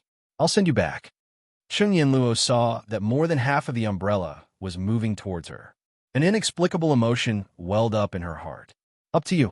Her tone carried a hint of anger that even she herself didn't notice. The two of them followed suit, but they didn't know if their hearts were only separated by the umbrella handle. Chapter 502. It had been snowing for the entire night. Looking into the distance, it was a vast expanse of white. It was hard to tell where the sky was and where the mountains were. After Chu Qingyan had breakfast, she went out for a stroll. Now, the snow had become smaller. It was like a drizzle, floating down gracefully. She wanted to go out and find something to do, just like what Big Ice Cube said, to kill time so that she would not find it hard to pass time. But after wandering around for a long time, she still did not find anything interesting. She could not help but feel a little depressed. But after taking 2 steps, she heard the sound of weapons clashing coming from the courtyard next door. She could not help but curiously follow the sound. Pushing open the door of the courtyard, she saw Turin with his hands behind his back and the fierce cavalry who were practicing their martial arts. Hearing the sound behind him, Turin turned around. When he saw the young princess, he bowed. "Turin, are you organizing training now?" She walked over, and her eyes fell on the fierce cavalry. It was the first time she saw so many of them training. "That's right. According to the weather, it will snow for a few more days. Why don't we use this opportunity to let everyone train so that they will not neglect their martial arts?" In the past, the subordinates had a fixed training time every day. In order to prevent their martial arts from becoming rusty, they can also strive for perfection. Turin explained as he went forward to correct the posture of one of the fierce cavalry. Chu Qingyan nodded secretly. There was no end to learning. Be prepared for danger in times of peace. This was the requirement that the fierce cavalry had for themselves. It was also because of this that they became the elite troops that everyone feared. She raised her head and looked at the warm sunlight shining on the branches. The sparkling white snow emitted a bright light. Then, when it fell into her eyes, it slowly gathered into a small cluster of fire. It seemed that she had already found what she needed to do in the next few days. "Turin, I want to join you," she heard her voice slowly say. Turin, who was observing Xiao Lai's cavalry, stilled when he heard this. He turned to look in disbelief at the young Wang Fei beside him. "It is winter now. If you practice martial arts in the snow, I'm afraid." Chu Qingyan didn't wait for him to finish and cut him off. With her hands behind her back, she smiled. "Martial artists don't have 4 seasons. I remember you were the one who told me this. But if the master knew that the little princess was practicing martial arts in such cold weather, he would skin him alive. No buts. As a martial artist, don't be so wishy-washy." Chu Qingyan impatiently waved her hand. It settled then. Seeing that the young princess had made up her mind, Turin didn't say anything else. He actually agreed with the young concubine's decision. The young concubine was still too weak now. She was more than enough to deal with ordinary people, but once she encountered a master, she would probably be defeated. So Turin made a gesture to the Xiao Lai's cavalry to stop. The people who were training stopped and didn't know what the cavalry was going to say. "Our young Wang Fei is going to join the training in the next few days. You can spar with each other." Turin looked at the people and said seriously. When Turin's words fell, the Xiao Lai's cavalry frowned and looked at each other. The young Wang Fei was resourceful, and they admired her intelligence and talent. But if this small body wanted to practice martial arts with them, she would probably be beaten out of the game at any time. "Young Wang Fei, this subordinate still feels that the weather is so cold. You should stay in the room. It is not good to catch a cold outside." Big Face urged. "Yes, if we accidentally hurt you, the master will hang us up and beat us." The brawny man said with lingering fear. "Young Wang Fei, don't make it difficult for us. We still want to walk out of the snow mountain safely." Liu Guang agreed. They didn't want to die at the hands of the master before they met the enemy. That would be too embarrassing. It wasn't that the Xiao Lai's cavalry were too arrogant. It was true that Chu Qingyan couldn't even beat the weakest of them. Even the weakest of them was an elite that could fight 1 against 10 outside. Mu Ling heard the protests and persuasions of her subordinates and stood at the side silently. This was what the young Wang Fei had to face. The 7 people standing in front were the most outstanding of the Xiao Lai's shadow guards. If the young Wang Fei could pass them, then her martial arts would definitely have a qualitative leap. But she had to convince these shadow guards, who were usually arrogant, to let her join. Before she made this decision, Chu Qingyan was already mentally prepared that these fierce cavalry would not let her join them so easily. Thus, she clasped her hands together, bowed slightly, and spoke clearly and earnestly. "I admire the fierce cavalry under His Highness, and I have always wanted to learn and spar with you. Perhaps I am overestimating myself now, but I am still young, and I have time. I'm not afraid of hardships. I feel that His Highness is an outstanding hero, and there are no weak soldiers under a strong general. I do not wish to have to hide behind your backs when I encounter enemies in the future. The one that flies beside an eagle is not a sparrow, because it cannot keep up with the speed of an eagle. Thus, I want to become stronger and become someone worthy of standing beside His Highness.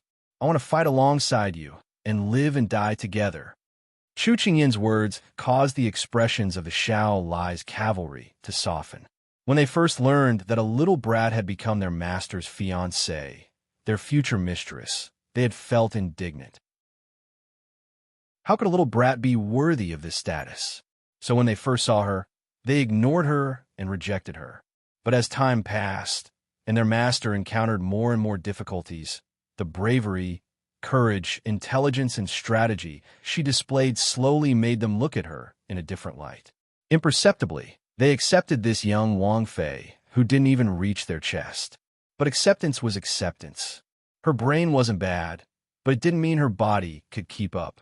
They still doubted if such a delicate young Wang Fei could endure the cruelest training of the Xiao Lai's cavalry. "Young Wang Fei, are you sure you can endure it? Our training method looks inhumane to the outside." Sweet Potato tried to persuade her. Hearing this, Chu Qingyan's eyes flashed with a strange light. "This is great. I was afraid I couldn't improve in a short time. It seems I can." Towards the young Wang Fei, who couldn't wait to start, everyone felt helpless. They really couldn't understand this young Wang Fei. Chu Qingyan roughly counted the people standing in the yard. There were about 20-something people, but they seemed to be hesitating about something. She thought, and then added, "And here, there is no distinction of status. I am not a Wang Fei, and you are not subordinates, so there is no need to be restrained. Do as you wish. Do as you wish." Turin was frightened by her words. "Young Wang Fei, you should speak more carefully. Otherwise, if you really do as you wish, Master will hang this subordinate up and beat this subordinate." Chapter 503. Once she made her decision, Chu Qingyan immediately changed her clothes and came back. She was holding the wooden sword that Mu Ling had made for her. It was suitable for her to practice when she had nothing to do. However, when she held it in her hand, she saw the disdainful gazes of the big-faced men. She could not help but frown. Was this sword not good enough? She did not think too much about it, and found a place to practice. She first reviewed the Raging Flame Sword, and then began to practice the Heaven and Earth Sword. Just as she was feeling good about herself, a figure suddenly appeared in front of her. It was Cicada. She heard that his swordsmanship was first class. Chu Qingyan thought that he was going to give her some pointers, but she saw a disdainful expression on his face. She frowned slightly and heard him say, "Little princess, do you think it's fun to play with a wooden sword? You don't have any strength at all, let alone go into battle to kill the enemy. Here, catch." Before Chu Qingyan could hear clearly, a black iron sword flew in front of her. She caught it in a hurry. Heavens, her knees almost knelt down. Why was it so heavy? Cicada saw that her knees were bent, and her hand that was holding the sword was almost unable to hold it tightly. A trace of disappointment flashed across his eyes. "Little princess consort, your foundation is too weak. You should learn how to use this black iron sword well first." With that, he shook his head and walked away, practicing with his sword. Chu Qingyan found it hard to imagine that she would use this heavy iron sword to practice her swordsmanship. She would not even be able to lift it, right? However, she was not wrong about the contempt in Cicada's eyes. People who practice martial arts were all arrogant, especially those who were the best in their field. She could understand Cicada's mentality. If he really despised her, he would not have taken the initiative to teach her. He just could not stand her being so weak. Chu Qingyan looked around, and the people who were sizing her up immediately retracted their gazes. Later, Chu Qingyan found out from her big face that Cicada's move was to test her. He wanted to see if she could accept their suppression humbly. If this first step went smoothly, they might teach her. However, if it did not work, they would treat her as air and throw her aside. After all, everyone knew how to make bold statements, but those who could truly persevere were few in number. Fortunately, at that time, he did not fly into a rage out of humiliation. Instead, he accepted it humbly. Chu Qingyan clumsily grasped the sword hilt and waved it around. After a few moves, the sword fell to the ground. She heard a chuckle and looked at her hand. Then, she looked at the black iron sword lying on the ground. Finally, she clenched her teeth and picked it up. If they wanted to see her make a fool of herself, then she would not let them have their way. If her right hand didn't work, she would switch to her left hand so that she wouldn't rest. The sword moves that he was usually familiar with were now as slow as when he first learned them. But what did that matter? It was just starting all over again. She was not afraid. When all the things that made you feel confident in the past were denied one by one, it was possible to feel depressed, sad, and self-doubt. However, it was very difficult to stand up again. The fierce blade cavalry, who had been paying attention to this side from time to time, saw this scene and slowly retracted their gazes, no longer paying attention. Little Princess Consort was not that bad. She could still be saved. Chu Qingyan did not know how much time had passed. She kept repeating the sword moves and did not dare to stop. She was afraid that if she stopped, she would not have the strength to pick up the black iron sword again. When Turin stood in front of her, she looked as if she had just been fished out of the water. Her entire body was soaked. This was the first time she had sweated so much in the winter. Little Princess Consort, you should rest. There is still training in the afternoon. If you want to give up, you can send someone to inform me. He had seen what Little Princess Consort did this morning, but he did not know how long she could last. The fierce blade cavalry were all very naughty. This was just the beginning. He was worried that Little Princess Consort would not be able to take it. All right. Chu Qingyan did not have the strength to reply. She leaned against the plum tree and gasped for breath. At this time, Jean Xian walked over and helped his master carry the black iron sword. Jean Xian was the one she had asked Big Ice Cube to let him join the fierce blade cavalry's daily training. Although Jean Xian was young and quiet, he had already integrated into the fierce blade cavalry, and his martial arts had improved a lot. Master, this subordinate wanted to come out and help you, but Jean Xian lowered his head but was pulled back by them. It's fine. You practice yours, and I'll practice mine. We won't interfere with each other. Chu Qingyan waved her hand and did not care at all. However, when she saw Jean Xian easily hold the black iron sword in his hand, a trace of envy appeared in her heart. She also wanted to be like this, holding a precious sword in her hand without any effort. If others could do it, she could do it too. So in the afternoon, Turin saw the diligent figure when he arrived. He was slightly surprised. It wasn't that he looked down on the young princess, but the fierce blade cavalry's training method was not something normal people could accept. Seeing the young princess play with the black iron sword in her hand, he couldn't help but reveal a smile. Since the young princess had this intention, how could he pour cold water on her? He suddenly had a selfish thought as a cunning fox flashed in his eyes. Chu Qingyan did not know that she had fallen into someone's trap. At this moment, she was fully focused on her training. After 2 hours in the morning and afternoon, Chu Qingyan felt that the black iron sword in her hand was not that heavy anymore. Although she could not reach the speed and sharpness of the light sword, she could at least move it freely. She smiled in satisfaction. Originally, she could not bear the weight because she had not practiced for several days and was a bit rusty. Now that she found the feeling, her tolerance slowly increased. This progress made her satisfied. If she put in a bit more effort, she would be able to reach the effect of the light sword. At this time, a provocative voice came from behind her. Young princess, I heard that your qigong is not bad. This subordinate also thinks that his qigong is not bad. How about we have a competition? Chu Qingyin turned around when she heard the voice. When she saw who it was, her lips couldn't help twitching. It was Flowing Light. Among the fierce blade cavalry, he was an expert in Qinggong.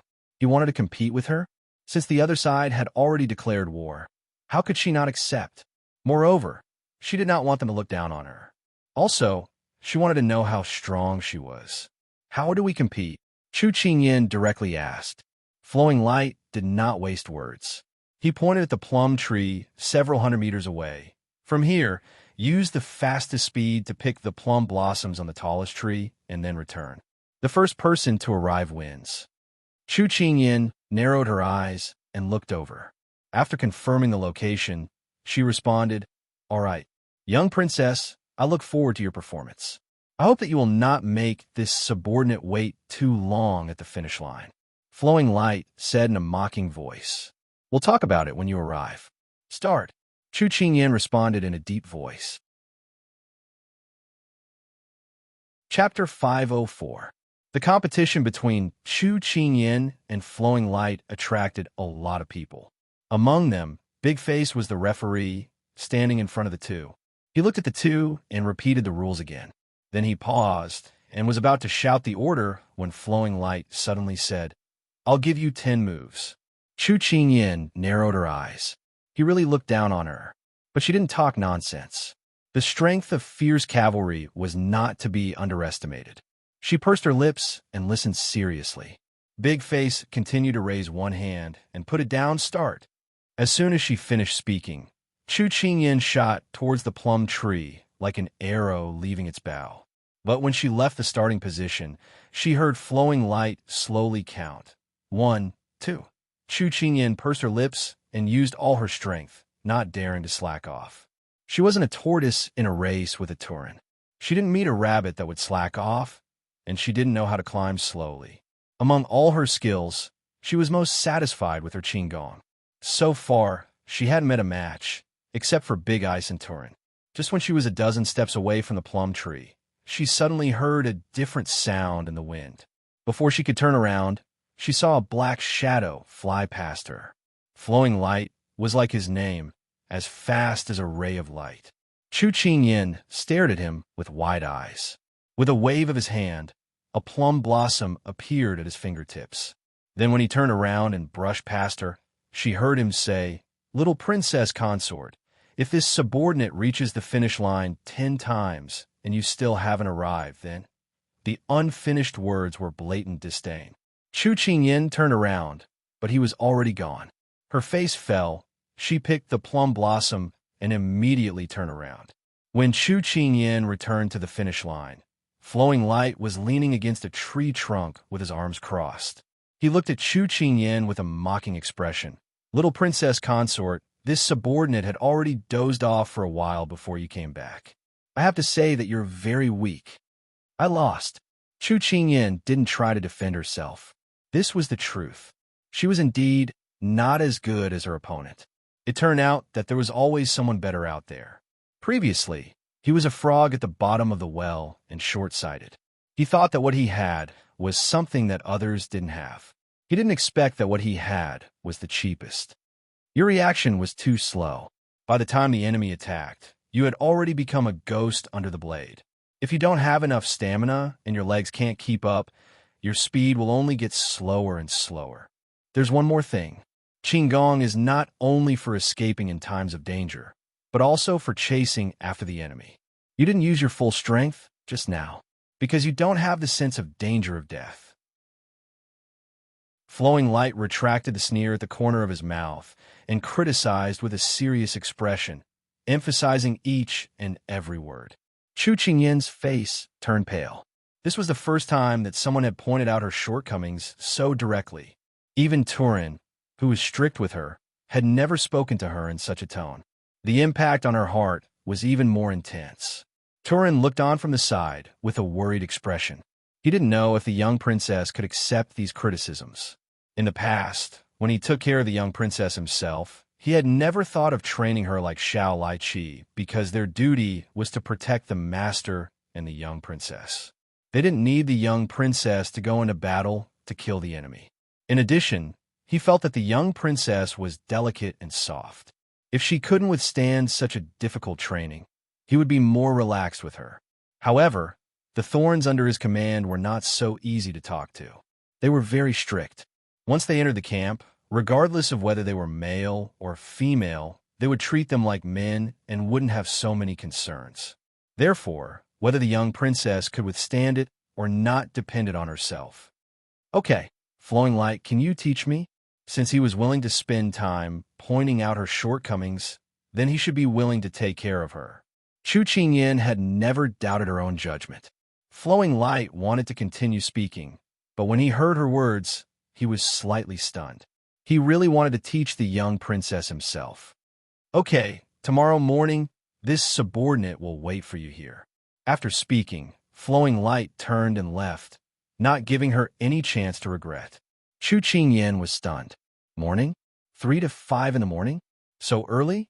But she had already spoken, so there was no room for regret. At this time, Cicada walked over and said to Chu Qingyan impolitely, "Young princess, tomorrow morning, this subordinate will check if your swordsmanship has improved. If there is no improvement, then another person who didn't speak clearly." Chu Qingyan was speechless. Without saying anything, she took the black iron sword from Jean Xian's hand and continued to practice her swordsmanship. Did these people not want to give her time to rest? It was like forcing a duck to a perch. Chu Qingyan wanted to cry, but had no tears, but she didn't relax the swordsmanship in her hand. When Turin, who was standing at the side, saw this scene, he was both gratified and ashamed. He was gratified that the young princess didn't disappoint. He was ashamed of those troublemakers under his command. Most likely, they didn't really want to teach the young princess. The most important thing was that they wanted to experience the feeling of teaching others. In addition, their master had been harsh on their training, so they also wanted the young princess to experience this feeling. But if the young princess could learn something from them, then she would benefit immensely.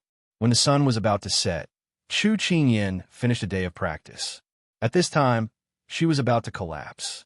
If Xining hadn't come to find her, she was afraid that she would have collapsed on the ground. "Master, why do you have to suffer like this?" Looking at the bloody blisters on her master's hands, Xining was so distressed that tears almost fell down. She didn't know why her master had to work so hard to learn martial arts. With Xining's support, Chu Qingyan finally dared to let out a sigh of relief and let half of her strength fall onto Xining's shoulder. "Xining, there are many things that you can't ask why, just like there are many things that you have to do." Chu Qingyan's gaze went past Xining and looked at the sun that was about to set. With great effort, she revealed a smile. The sun rises in the east and sets in the west. It doesn't matter if it's cold or hot. It doesn't change the 4 seasons. It has its own mission, and I want to do something that I feel is right. She didn't want to watch the people she cared about fall while she couldn't do anything about it. She didn't want to be a burden to others. She only wanted to be able to defend herself and protect others at the same time. She wanted to be a person who stood by his side without fear of any danger. She had always wanted it, and it was a must. Xining didn't understand her words, but she could feel her determination. Knowing that she couldn't persuade her, she couldn't help but cry. "Then, Master, you must protect yourself well. Don't get hurt. Xining will be sad." "Okay." Chu Qingyan smiled faintly. "I'm starving to death. Hurry and help me back to wash up and eat." Xining immediately helped her back. But when they entered the courtyard, Chu Qingyan saw a familiar figure standing in the corridor. Big ice cube. She hurriedly hid her hands behind her back. Chapter 505. Xiao Su saw her at a glance and saw her deceiving action. He frowned and looked a bit gloomy. "Where have you been all day?" She had disappeared after breakfast this morning. She said that she would have lunch in her room, and then he couldn't see her in the afternoon. Seeing her listless appearance now, he faintly felt a touch of displeasure in his heart. Chu Qingyan heard his voice and knew that he was unhappy. She thought to herself, "Oh no." When she went to find Turin to join the practice today, she decided on the spot and didn't have time to tell Big Ice Block. He must be worried when he didn't see her for the whole day. Cough, cough, I. Chu Qingyan immediately stood still. Even if she practiced until her legs went soft, she didn't dare to show the slightest tremble. Why are you standing so far away? Come here. Xiao Su frowned even more. He wasn't a tiger. Was she afraid that he would eat her? Chu Qingyan sighed. It seemed that big ice block wanted to teach her a lesson. Since it was a knife to her head and a knife to her head, she might as well face the storm directly. Thus, Chu Qingyan walked over with the attitude of a warrior who was ready to face death with no fear. Xiao Su was a bit angry at first, but seeing her like this, his anger dissipated and he only found it funny. Where have you been? Tell me the truth, and I'll be lenient. Resist, and I'll be strict. When the little fellow stood in front of him, Xiao Su said indifferently. Chu Qingyan thought that big ice block was really good at copying her words.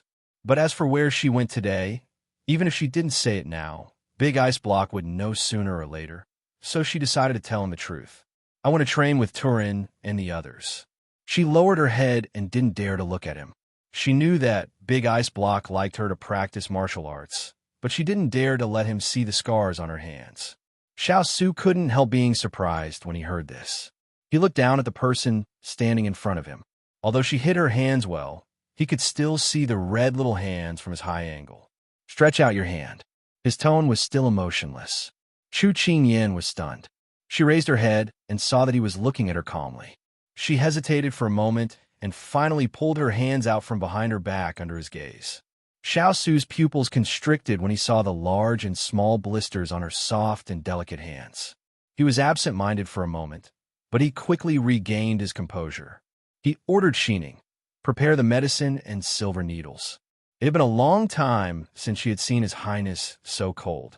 Xining hurriedly responded and ran to Cheng Yinluo's room. Chu Qingyan pursed her lips. Xining was frightened by you. Really?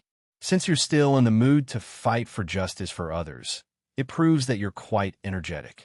Come in. After Xiao Su gave the order, he turned around and entered the door. Chu Qingyan blinked. The big ice cube didn't get angry, didn't scold her, and didn't lecture her. It was really strange. She immediately followed him. Sit. Xiao Su pointed at the chair in front of him, then reached out his hand to her. Chu Qingyan's actions were as follows. She came in when he asked her to, and sat down when he asked her to. But what the hell was he doing by reaching out his hand? She was a little confused, but when she met the big ice cube's impatient gaze, she casually put her little hand on his hand. She didn't know if she had guessed correctly. Xiao Su looked at the two little hands holding his hand and couldn't help but twitch the corners of his eyes. He flipped her hand over and placed it on top of his palm. With this flip, her red and swollen hand was completely exposed to his eyes. Big ice cube, don't look. It'll be fine in a few days. His gaze lingered on her hand for a long time, making her a little uncomfortable. She wanted to reach her hand back, but the other party's hand only held hers gently, and she couldn't break free. Stop it. He frowned. As soon as he finished speaking, Chu Qingyan became obedient. It was over. The big ice cube had returned to his previous state of being a man of few words.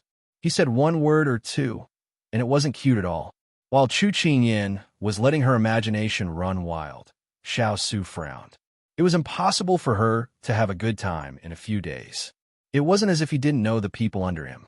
They had been hiding sullenly recently, and those who had always been unyielding had a lot of resentment in their hearts. They were all trying their best to do something, and the little fellow had bumped into the muzzle of the gun. It was impossible for her to have a peaceful time in the next few days. This was only a small injury, and it wouldn't be so light in the future. Just as the two of them were lost in their own thoughts, Xining huffed and puffed as she ran back with medicine in her arms. Xiao Su took the silver needle, grabbed her hand with one hand, and held the needle with the other, ready to insert it into her hand. Chu Qingyan looked at the sharp silver needle tip and broke out in a cold sweat. Big ice cube, what are you doing? Picking the blood blisters. Xiao Su didn't even look at her, and directly started. Bear with it. As soon as he finished speaking, she was already screaming. Ouch, ouch, ouch. The louder she screamed, the faster Xiao Su moved. More than a dozen blisters were popped by him, and then he quickly picked up the medicine next to him and sprinkled it on her hand. Under a clear light, the pain was alleviated a lot.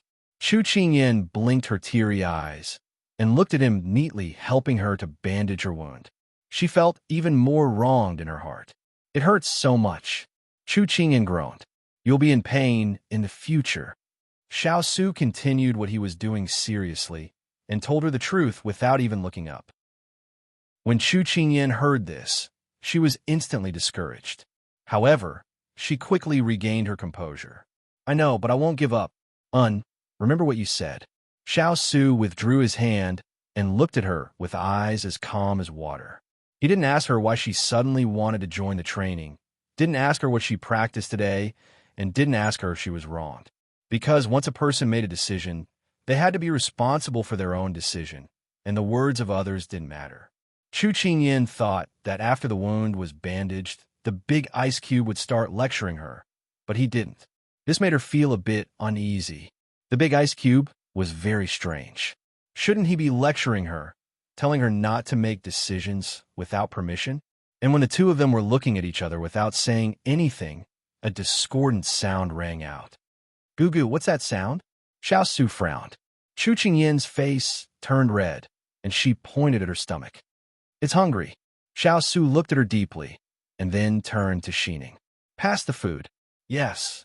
Xining felt her highness' cold aura and ran faster than a rabbit.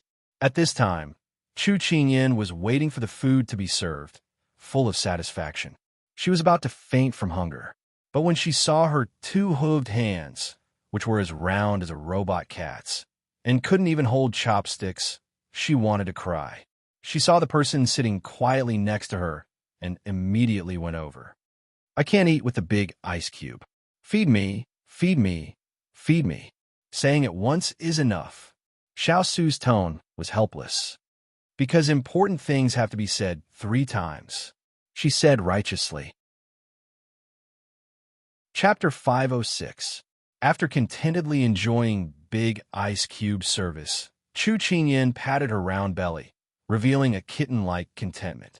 What time are you getting up tomorrow morning? Xiao Su looked at her squinting contentedly, and his heart softened. Tomorrow morning? Chu Qingyan woke up with a start and quickly extricated herself from the comfort. 5 in the morning. She drooped her little head weakly. God, she could only sleep for 4 hours, which was 4 hours in modern time. What a tragedy. At least they were tactful and did not dare to be too cruel to the little one. When he trained them, they had to get up at 3 in the morning to prepare. Big ice cube, I'm going back to my room. I have to get up early tomorrow, so you should sleep early. Once she was full, her whole body slacked. Once she slacked off, her whole body felt tired. Chu Qingyan could not wait to lie down and sleep. Seeing Chu Qingyan's somewhat unstable footsteps, Xiao Su's eyes darkened, and he suddenly said, Come out. Master. Turin appeared immediately. He waited for the little princess to leave before calling him out. He was afraid that Xiaolai cavalry would be in trouble. Turin lowered his head and stood respectfully. Who changed Qingyan's sword?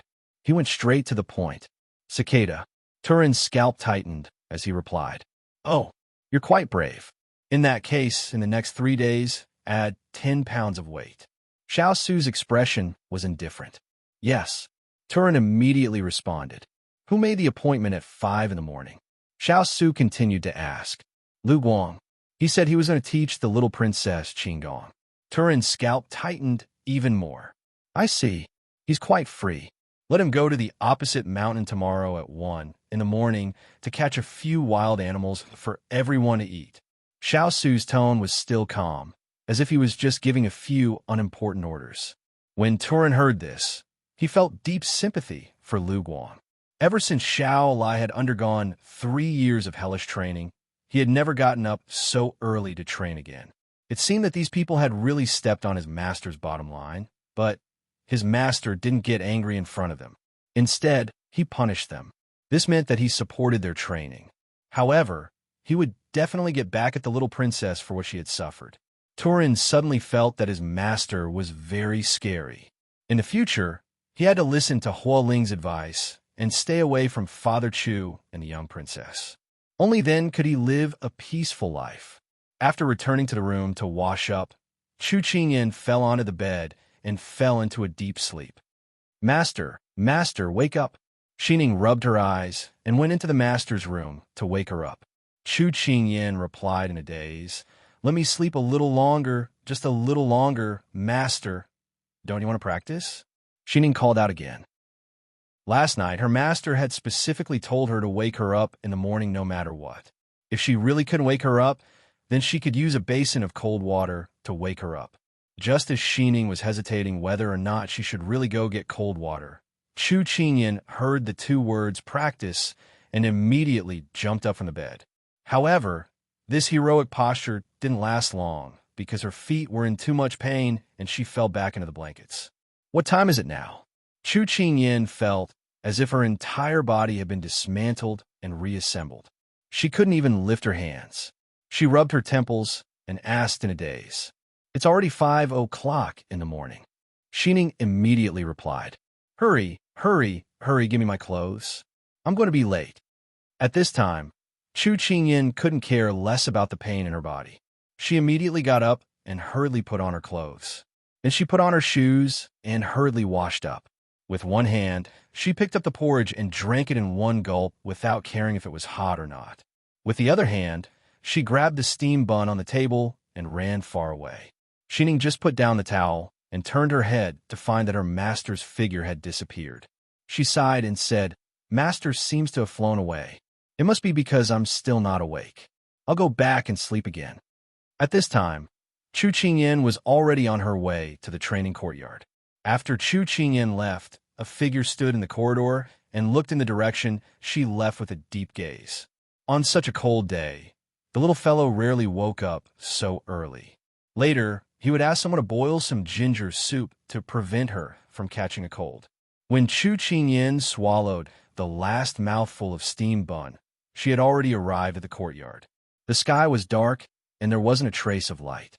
Fortunately, there were lanterns in the courtyard, so it wasn't so dark that she couldn't see her fingers. The courtyard was very quiet. Chu Qingyan looked around. Why didn't she see anyone? At this time, a resentful voice sounded from the tree beside her. "Little princess, you're late." Hearing this, Chu Qingyan was shocked. She took 2 steps back and looked up. She saw Lu Guang half lying on the tree branch with a sleepy and resentful face. Then he flipped over and landed on the ground. He was very disdainful of her own fear. "Didn't you sleep well last night?" As a master, Chu Qingyan felt that it was necessary to empathize with her subordinate. These words made Lu Guang's face darken. Didn't he not sleep well at all? Did he not sleep well last night? When he returned from his mission last night, he received orders from Sir Turin that his master wanted him to come out and practice at 1 in the morning.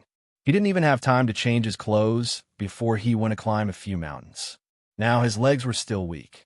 "Your subordinate slept very well," Lu Guang replied with gritted teeth. Chu Qingyan felt that she didn't offend him in any way. Why did it feel like she owed him millions of dollars? "All right, little princess, come down with me." No matter what, he was a man and couldn't be calculated with a woman. Moreover, the other party was his master. Lu Guang felt that he had to accept his fate when he met a male master who was protective of his own people. Seeing that Lu Guang had returned to his usual serious appearance, Chu Qingyan nodded in agreement. She knew that her training was about to begin. The two used their qinggong, rising and falling, and finally stopped at the foot of a mountain. Chu Qingyan raised her head and looked at the snowy mountain peak. She was puzzled. "What are we doing?" "Climbing to the top of the mountain." Lu Guang looked at the top of the mountain and said, "Remember, you only have 4 hours. Otherwise, there will be punishment." Chu Qingyan took a deep breath. She stared at the towering mountain peak in front of her. It was rugged and grotesque. In some places, there were only protruding rocks. There was no foothold at all. How could she climb? What was worse was that it was snowing. Snowflakes floated down one by one, landing on people's faces. It was a little cold, but at this moment, Chu Qingyan's heart was even colder. Lu Guang observed her expression. "It's not too late if you give up now." Chu Qingyan took a deep breath and said in a determined tone, "I won't give up. Even if I fall, I won't." With that, she reached out and untied the white gauze wrapped around her fingers.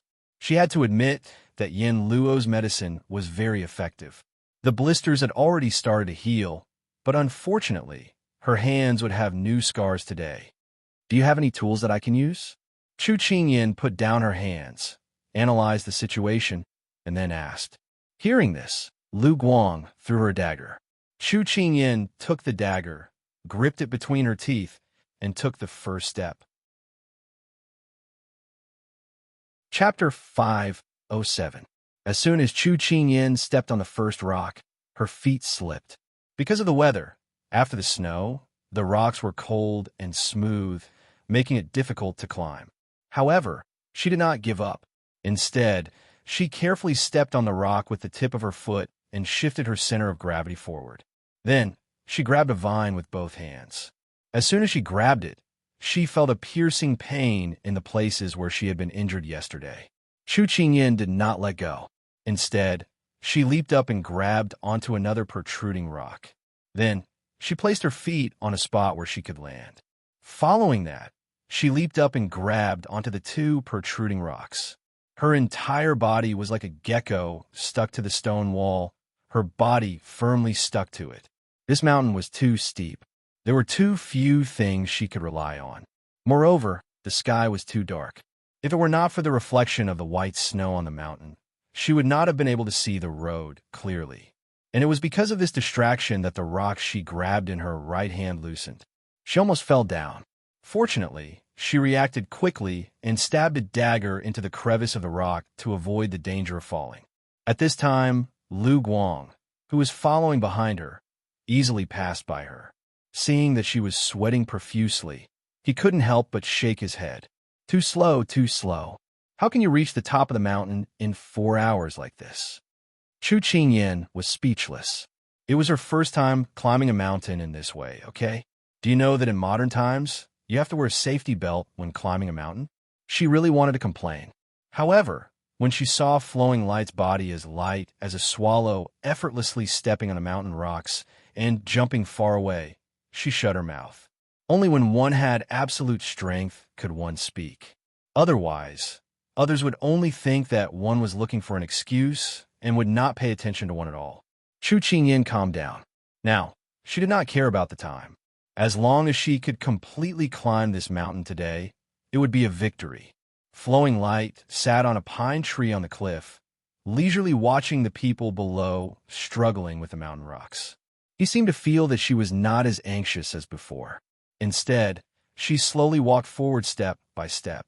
The contempt in Cicada's eyes faded a lot. He had to admit that the little princess had a good mentality. Chu Qingyin felt that it was not a good idea to climb the mountain with only a knife. Cicada said that he wanted to teach her lightness skill, so it would not be as simple as climbing the mountain. She closed her eyes and recalled his actions when the Flowing Light passed by her. Yes, Qinggong. She opened her eyes and clenched the dagger with her teeth again. Then, she narrowed her eyes and looked up. When she saw a protruding rock, she used her inner force, and with a light kick, she flew up. Then, she grabbed the rock with both hands and stepped on the sunken ground. The first experiment was a success. Chu Qingyin continued with the second experiment. After going back and forth a few times, Chu Qingyin let go of her courage and increased her speed. She was like a dancing butterfly, but she only dared to fly a short distance each time. She was afraid that she would lose her balance and fall. At this moment, she still couldn't fly up with just her 2 feet like Flowing Light. She still needed to borrow an assistant. Flowing Light slept on the pine tree for a while. Then, he heard a rustling sound. He couldn't help but open his eyes and look down. He saw a beautiful figure leaping up continuously. Surprise flashed in his eyes. So fast. She was still below just now, but now she was almost halfway up the mountain. He sat up straight and watched the little princess approach bit by bit. He keenly found that the method she used was very similar to his. He was instantly surprised. He had been secretly learned by the little princess. Although there was still a gap between them, it was the first time he had seen someone successfully imitate him just by observing. Moreover, it was someone he looked down on. This shock made him widen his eyes. Chu Qingyin had just reached halfway up the mountain when she saw Flowing Light staring at her with 2 dead fish eyes. She couldn't help but laugh. However, she didn't have time to chat with him. She passed by him and went straight up. Cicada looked at her figure and followed her. When you jump, inhale and pull in your abdomen. Gather your internal strength at the tips of your feet. Then, find a place where you can land. When you step on it, don't relax. Take a breath when you are in the air. Try to keep your body balanced. Bend your waist slightly and don't stiffen your body. Flowing light matched her pace and then said in her ear. Hearing this, Chu Qingyan knew that he was teaching her. She immediately followed his steps. Sure enough, her body was much lighter. She didn't have to spend as much effort as before. Her steps were also much faster. However, the further she went, the faster her physical strength was consumed. She was a little exhausted. However, when she saw flowing light beside her, who was as light as a swallow and had a ruddy complexion, he was completely different from her panting and sweating. Chu Qingyan suddenly felt infuriated when she compared herself to others. Little princess, look at your feet, Flowing Light suddenly said. Only then did Chu Qingyan realize that she had almost lost her life because of this distraction. She steadied her feet and then continued to go up, no longer letting her imagination run wild.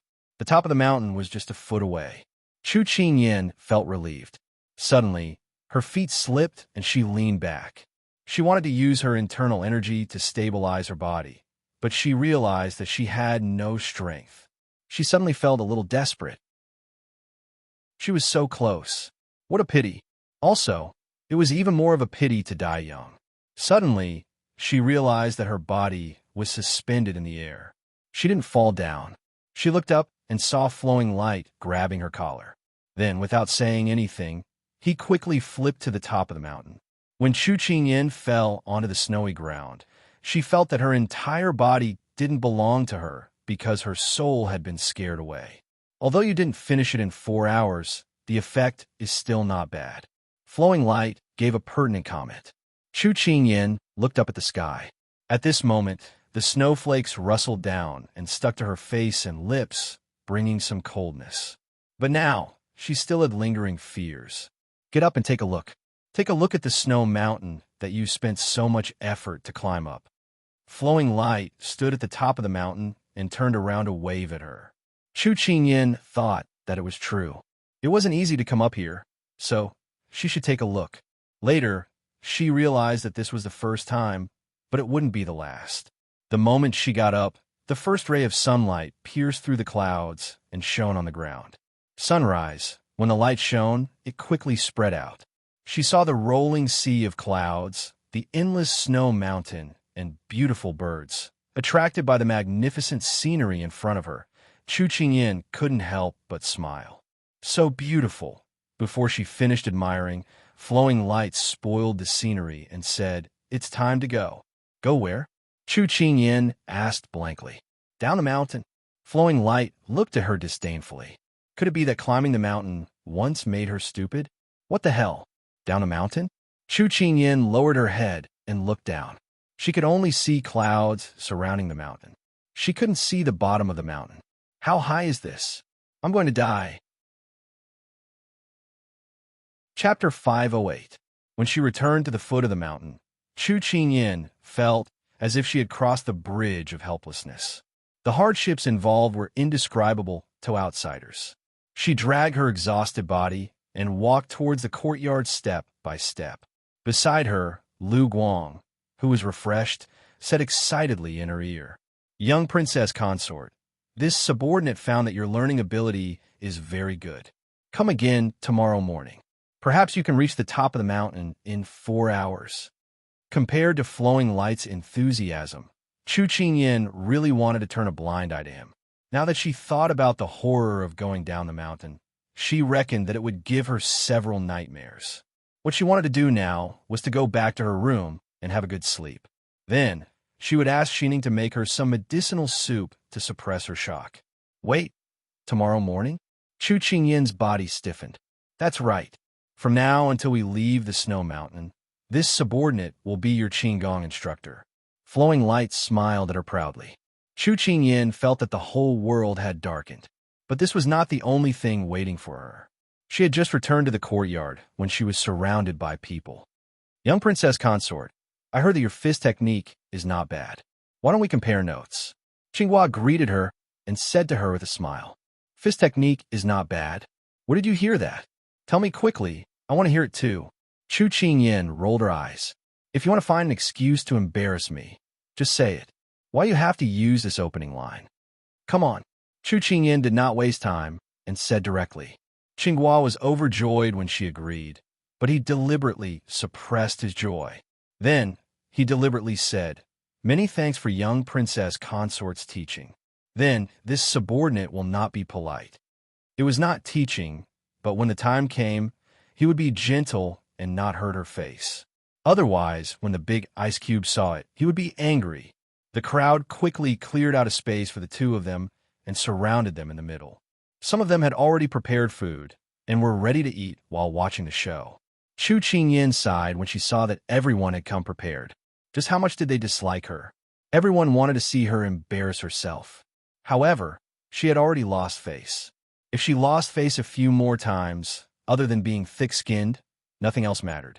Qinghua said, Little princess consort, you are a woman. This subordinate will let you have 3 punches plus the right hand and both feet. This meant that she would only use her left hand to deal with her. Chu Qingyan sighed again. Everyone gave in to her at the beginning. Was it because they wanted to be satisfied when the tables turned? However, she felt that even if he went easy on her, she might not be able to take more than 10 punches from him. Chu Qingyan swallowed her saliva and encouraged herself. No matter what the outcome was, she had to do her best. She steadied herself and clenched her fists. She took a step forward and quickly punched him. He easily dodged the first punch. He dodged the second punch, and she missed. He did not dodge the third punch, but she hit his chest as if she was tickling him. Chu Qingyan stared blankly at her own hands and heard him say, Little princess consort, it's this subordinate's turn to make a move. Sorry for the offense. His left hand grabbed her wrist, which she did not have time to withdraw, and then he exerted force. Her entire body flew into the air and was thrown to the ground by him. Her entire body landed heavily on the ground, and Chu Qingyan felt as if her organs had been displaced. Luckily, her clothes were thick enough to reduce the force of the impact. However, Chu Qingyan still felt as if her bones had been shattered. Little princess consort, you have lost. Qinghua laughed foolishly and then waved at his brothers, as if he had won some great award. Chu Qingyan wanted to cry, but had no tears. Was bullying the little girl worth being happy about? However, what Chu Qingyan did not know was that Qinghua was not happy about winning against her. But what would happen after winning?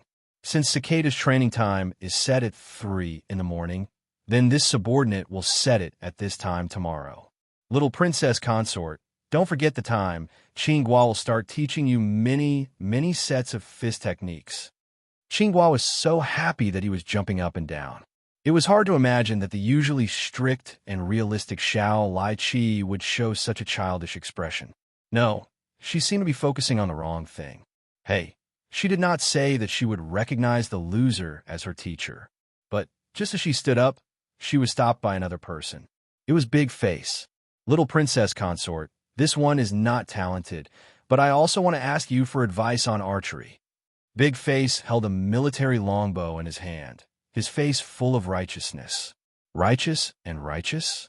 It did not match his current words and actions. Okay, do you also want to be my teacher? Chu Qingyan finally could not help but ask. Big Face looked surprised. Little princess consort, you're thinking too much. Chu Qingyan was relieved when she heard this. It was good that he was not. If there were 3 teachers, she would not be able to handle it. But no matter what, after little princess consort lost to this subordinate, she felt that her skills were not as good as others, so she turned to this subordinate and asked for advice. Then, this subordinate reluctantly agreed. Big Face still had a righteous look on his face.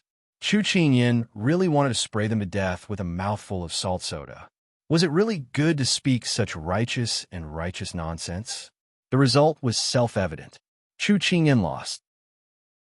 Others could shoot a willow leaf from 100 paces away, and none of their shots missed the target but 8 out of 10 of her shots missed the target. Then, a certain person who said that he reluctantly agreed quickly made a decision for himself to the crowd.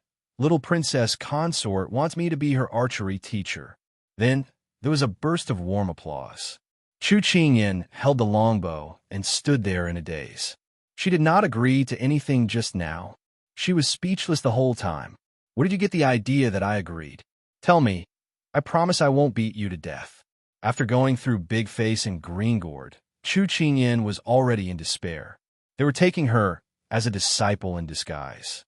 But she quickly sorted out her emotions and calmly looked at the people in front of her who were eyeing her covetously. She said without fear of death, "Who else is there? Bring it on." The rest of the people rubbed their fists and couldn't wait, but they did not forget to be polite on the surface. Little Princess Consort, sorry for the offense. Little Princess Consort, please give me advice. Little Princess Consort, you lost. Thus, in one morning, she was forced to take in several teachers. Chu Qingyan looked at their wild joy after they succeeded in taking her as a disciple, and felt that the world had gone mad. But after the shock and helplessness, she looked forward to the upcoming training. Since they took such pains to teach her, how could she easily let go of such a good opportunity?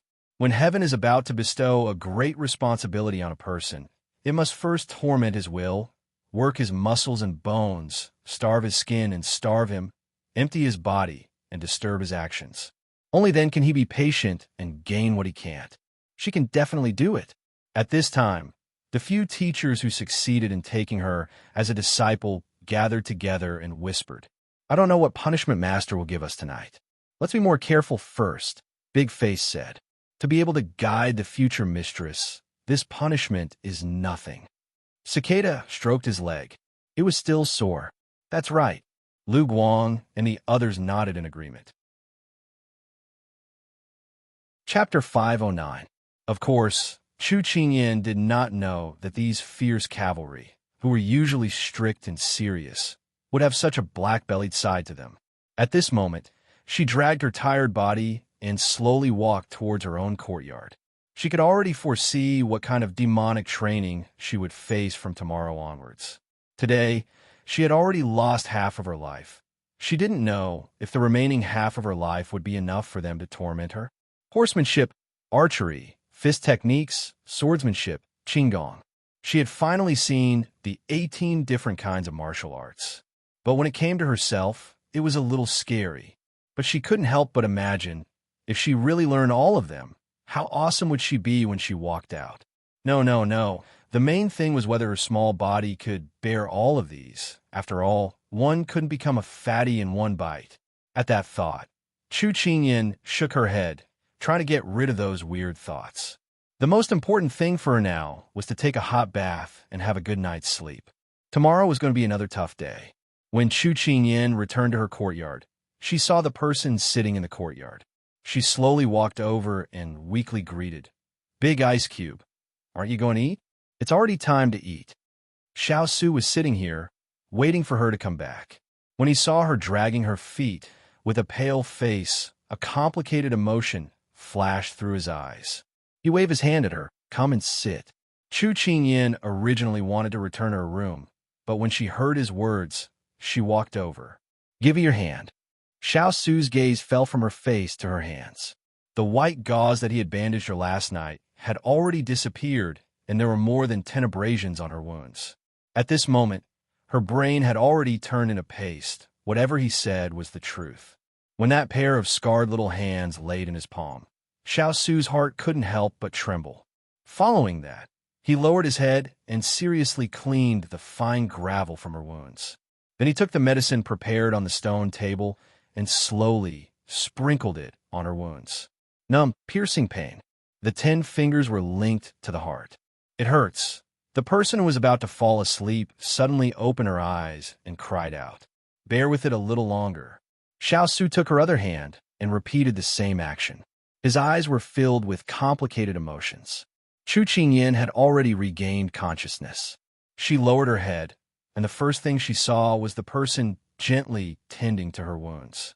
"Big Ice Cube, although I was tortured badly by your subordinates on the training grounds, once I'm back, I'll be taken care of by their big boss. At least I found my balance. Chu Qingyin's tone was relaxed. She was trying to find joy in her misery as she consoled herself. Xiao Su glanced at her. If you can't stand it, you can stop it at any time. Chu Qingyin immediately shook her head. I've already taken the first step. How can I take it back so easily? He knew that she wouldn't give up. Logically, he hoped that she could persevere, but his heart still ached. Xiao Su didn't say anything more. Instead, he pointed at her leg. Where are you hurt? Just now, when he saw her limping over, he guessed that she must be injured. Chu Qingyin lowered her head in confusion. Her leg was injured? Why didn't she know? Seeing that she didn't respond, Xiao Su reached out and placed her leg on his knee. He was about to pull up her pants. At this moment, the skin of her ankle came into contact with the cold air. She shivered, and her rationality came back. She hurriedly reached out and grabbed his wrist. Her eyes were filled with embarrassment and pleading. Big ice cube, not here. There's someone here. Xiao Su frowned. What's the problem here? Chu Qingyin's face turned even redder. She was angry and embarrassed. Because I'm a girl. A girl. Xiao Su frowned again. I know you're a girl. You don't have to keep emphasizing it. Chu Qingyin felt that she had really lost to him. She simply grabbed his wrist tightly and didn't want to let go. As soon as he said that, he realized in hindsight that the little one was shy. We're all like this in the military camp. He explained with a low cough. I'm not a boy. Chu Qingyin harumphed. Xiao Su felt that he couldn't win an argument against her this time. He stood up. When Chu Qingyin didn't understand what was going on, he reached out and carried her by the waist. Then I'll go back to the room and apply medicine for you. With that, Xiao Su turned and left. It had been a long time since she was in the big ice cube's arms. But at this moment, she was extremely tired. Her reflexes were long, and she was slow. She didn't have time to think about anything. She followed her heart and reached out to hug his neck. Then she leaned against his chest and closed her eyes in a daze. When he returned to the room and placed her on the bed, she was already asleep. Xiao Su saw that her face was full of fatigue. He couldn't bear to wake her up. He sat down by her bed and placed her legs flat. Then he pulled up her pants. What entered his eyes were crisscrossing bloody scars. Some were scrapes, some were cut by sharp objects, some were bruises, and some were red and swollen. Because her skin was white, these scars were even more obvious and even more terrifying. Since he was young, he had suffered all kinds of injuries. With one look, he could guess where these injuries came from. That long and thin wound was when she was climbing. She was scratched by a protruding pebble. That large patch of red was when she didn't hold on tight and slipped. Her legs were scraped by a rock. That large bruise was when she fell to the ground.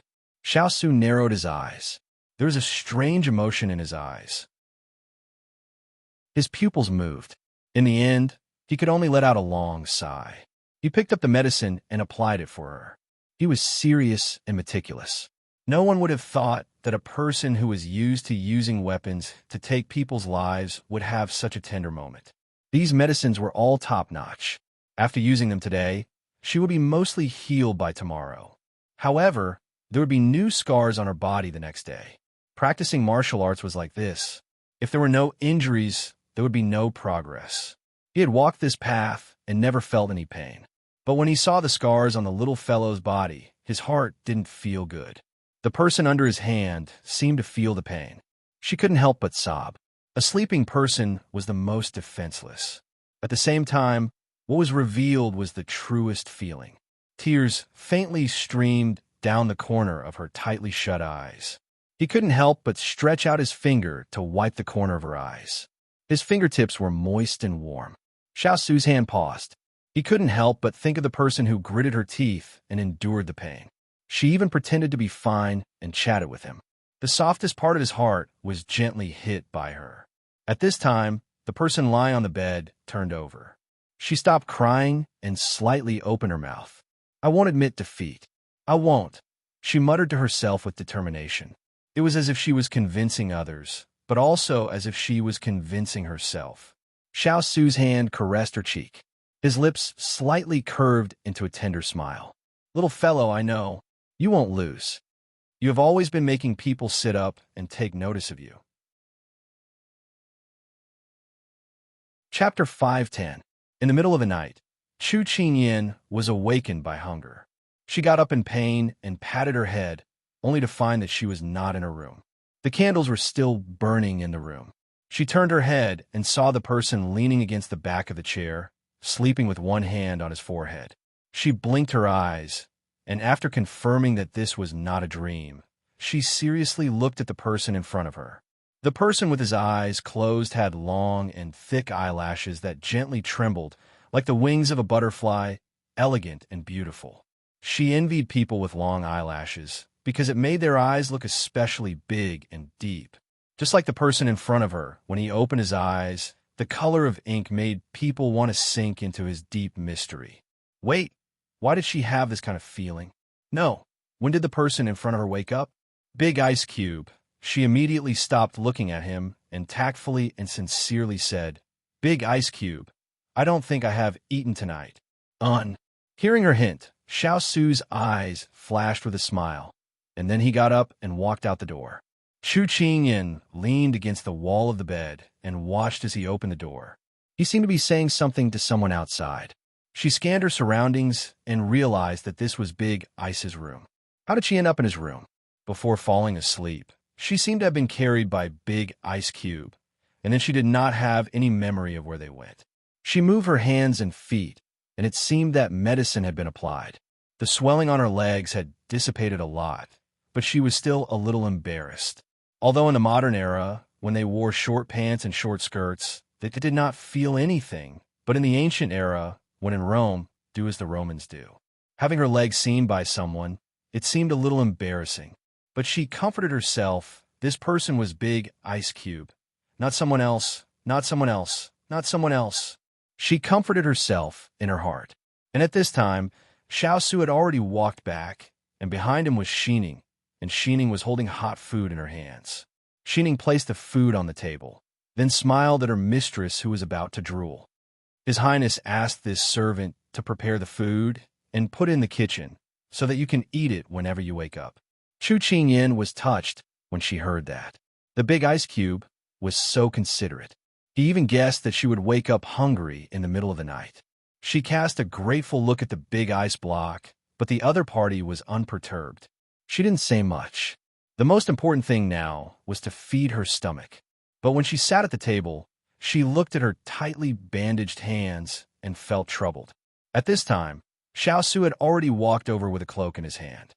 He reached out and draped it over her shoulders, then tied the rope. Then he took the spoon on the table, took the rice bowl, and scooped the rice to her lips.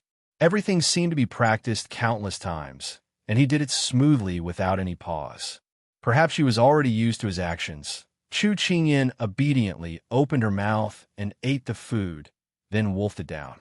Xiao Su watched her eat a mouthful and then stared at him. Xiao Su felt that she was really starving. After 2 bowls of rice, Chu Qingyin felt full. She waved her hand, indicating that she didn't want any more. She felt that her table manners were too ugly, but she had no choice but to trouble the Big Ice Cube. After drinking a bowl of soup, Chu Qingyin remembered something.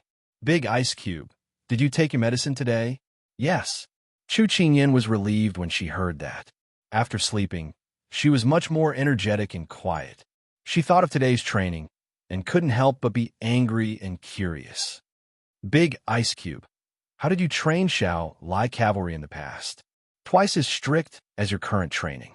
Xiao Su recalled that when he first formed Xiao Lai cavalry, he was only a 10-year-old child. Really? Chu Qingyin felt that her training was already considered harsh. Now that she heard him say that, she couldn't help but sympathize with Big Face and the others. Yes, it has been 10 years since the formation of Xiao Lai cavalry. Turin, Mu Ling, and the others joined when they were 7 or 8 years old. Most of them are orphans, but they have strong minds and can endure hardships.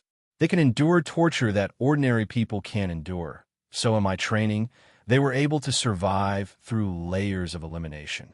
Just like sand being washed away by waves, he wanted elites, not people who were just there to make up the numbers. So in the end, when his team appeared, it caused everyone to tremble in fear. 1 against 10 was a conservative estimate. They all had their own strengths, and when they were together, They were an extremely powerful army. When they were separated, they were all sharp arrows that could fight independently. Because she had eaten and slept well, her spirit was very good. She pestered him to ask about how he trained Ling and the others. When she learned that in order to let Turin and the others quickly learn Qigong, the person in charge of training threw them directly from the top of the cliff, and then they each relied on their own ability to fall to the bottom of the cliff, Chu Qingyan patted her chest and rejoiced. It seemed that flowing light was still kind to her, and whether it was eating or sleeping, each of them had to carry at least 100 pounds of weight. At that time, they were still teenagers who were not even 10 years old, so one could imagine how difficult the process was. At that time, Big Ice Cube was right. He wanted elites, so this kind of harsh training was unavoidable. Chu Qingyan knew, because Big Ice Cube was also like this. Maybe the way he grew up was even more difficult than anyone else in Xiao cavalry. Chu Qingyan guessed correctly. Xiao Su was the same as Xiao cavalry. They ate, lived, and trained together. Their masters shared their joys and sorrows, which only stimulated their passion for training, and they wouldn't complain. It was also because of this that Xiao Su's prestige in their hearts was so high, and he became an unshakable god. Why did you want to establish Xiao cavalry? Chu Qingyan asked seriously. At that time, he was only 10 years old. How could he have such a long-term vision? Xiao Su was silent for a while, and then slowly said, "Because I wanted to live." At that time, he was still young and had a fear of death. But there were so many people around him who covetously wanted to take his life. From a young age, his sense of crisis was very strong. In addition to that fire at the age of 10, it burned away the last bit of trust in his heart, so he needed a group of people that belonged to him. He woke up from his memories and casually asked, "Then why did you agree to them and practice martial arts so hard?" Live? At such a young age, he was already thinking about how to live. Chu Qingyan's heart ached, and her nose was unusually sour. She felt bad for him. Hearing his question, her eyes couldn't help but surge with a strange emotion. She didn't answer him directly, but asked him back, "Guess?" Xiao Su wasn't interested in playing a guessing game with her. He got up and carried her back to the bed, covered her with a blanket, and indicated for her to sleep early as they still had to wake up early tomorrow. Chu Qingyan looked at the person who walked to the candlestick and blew out the flame, and her lips curled up. "Big Ice Cube, I've always been working so hard for you." Chapter 511. Chu Qingyan arrived at the foot of the mountain early in the morning as promised. Lu Guang was already waiting there. At this time, his expression was even more tired than yesterday. Chu Qingyan didn't know why, but she didn't ask. She was even more grateful. He was so busy, but he still took the time to teach her. It was already very good. She had to cherish the opportunity to teach him. At this time, Lu Guang's thoughts were, "Wu, Master punished him to climb the mountain in the middle of the night again. He said that if he didn't reach the top of a mountain in 10 minutes, he would go to Turin to receive his punishment. He didn't even sleep for 2 hours last night. Master was really too protective of little Wang Fei. Wasn't it just a few scratches yesterday? Compared to them in the past, it was considered light, all right? With yesterday's experience, Chu Qingyan's climb today was much smoother. She spent less time than yesterday, but it was mainly to increase her speed and to control her body's balance. When she went down the mountain, even though she was still a little scared, she didn't need Lu Guang's help anymore. However, she almost fell down several times. Every time she stabbed the knife into the cliff with one hand and swung her legs in the air, her heart was thrown up countless times. Looking at the clouds and mist below, she couldn't see the bottom of the abyss. Her scalp tightened. After climbing the mountain 4 or 5 times a day, Chu Qingyan finally returned to the courtyard when the first rays of the morning sun appeared. Returning to the courtyard meant that a new wave of training was about to begin. Qinghua crossed his arms and looked at her with an enigmatic smile. "Little Wang Fei, I've been waiting for you for a long time. We can start now." Seeing his smile, Chu Qingyan felt that he was up to no good. She nodded hesitantly. Then Qinghua took her to an empty space. This empty space was no longer the same as before. There were plum blossom stakes nailed to it. The shortest one was taller than Chu Qingyan. This is Chu Qingyan gaped. It wasn't for her to practice the plum blossom stakes, right? Qinghua nodded and started with a comment. From yesterday's sparring, young Wang Fei's moves are too slow, her movements aren't agile enough, her body isn't flexible enough, and her moves are too few and simple. It's easy for the opponent to figure out her moves. After giving the comment, he explained his intentions, so this subordinate specially set up the plum blossom stakes. When you are familiar with the plum blossom stakes, this subordinate will teach you how to punch on it. Chu Qingyan's mouth twitched. It felt so difficult. Young princess consort, you can go up and familiarize yourself first. You have half an hour. After saying that, Qinghua pushed her forward. Chu Qingyan had no choice but to bite the bullet and get off the horse. She tapped her toes lightly and flew up. When she landed on the first wooden stake, she lost her balance and fell down. Only one foot was allowed to stand on each plum blossom pile, so she lost her balance and fell. Again, Green Melon waved her hand and ordered her to go up. Chu Qingyan got up from the ground and continued to climb up without saying anything. 1 time, 2 times, 3 times. Chu Qingyan didn't know how many times she fell before she was finally able to stand firmly on the plum blossom piles. Walk a few laps. Qinghua didn't give her any time to breathe as he ordered again. Chu Qingyan swayed as she carefully walked. Suddenly, a whip fell from the sky and hit the plum blossom pile under her feet. She was so scared that she almost fell down again. Are you being a thief if you cower? Let go of your hands and feet and run without worry. Qinghua's stern voice sounded in her ears. This teacher was so fierce, and he was a two-faced person. Before the training, he was all kinds of amiable to her, but once the training started, he turned hostile. Chu Qingyan didn't dare to disobey and immediately started running. Unfortunately, she fell on the first step. Ah! Chu Qingyan felt like a dog gnawing on snow. Before she could spit out the snow in her mouth, she heard a large group of people laughing beside her.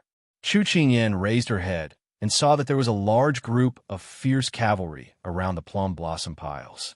They were either hugging their shoulders, leaning against a tree trunk, or standing carelessly. They couldn't hide the smile on their faces as they commented on her. Chu Qingyan's face darkened. Were they all here to watch her make a fool of herself? Just as she stood up, a long whip flew over and hit her feet. Then she heard Qinghua's merciless reprimand. You fell on the ground and can't get up? You're too bad. Go up and continue.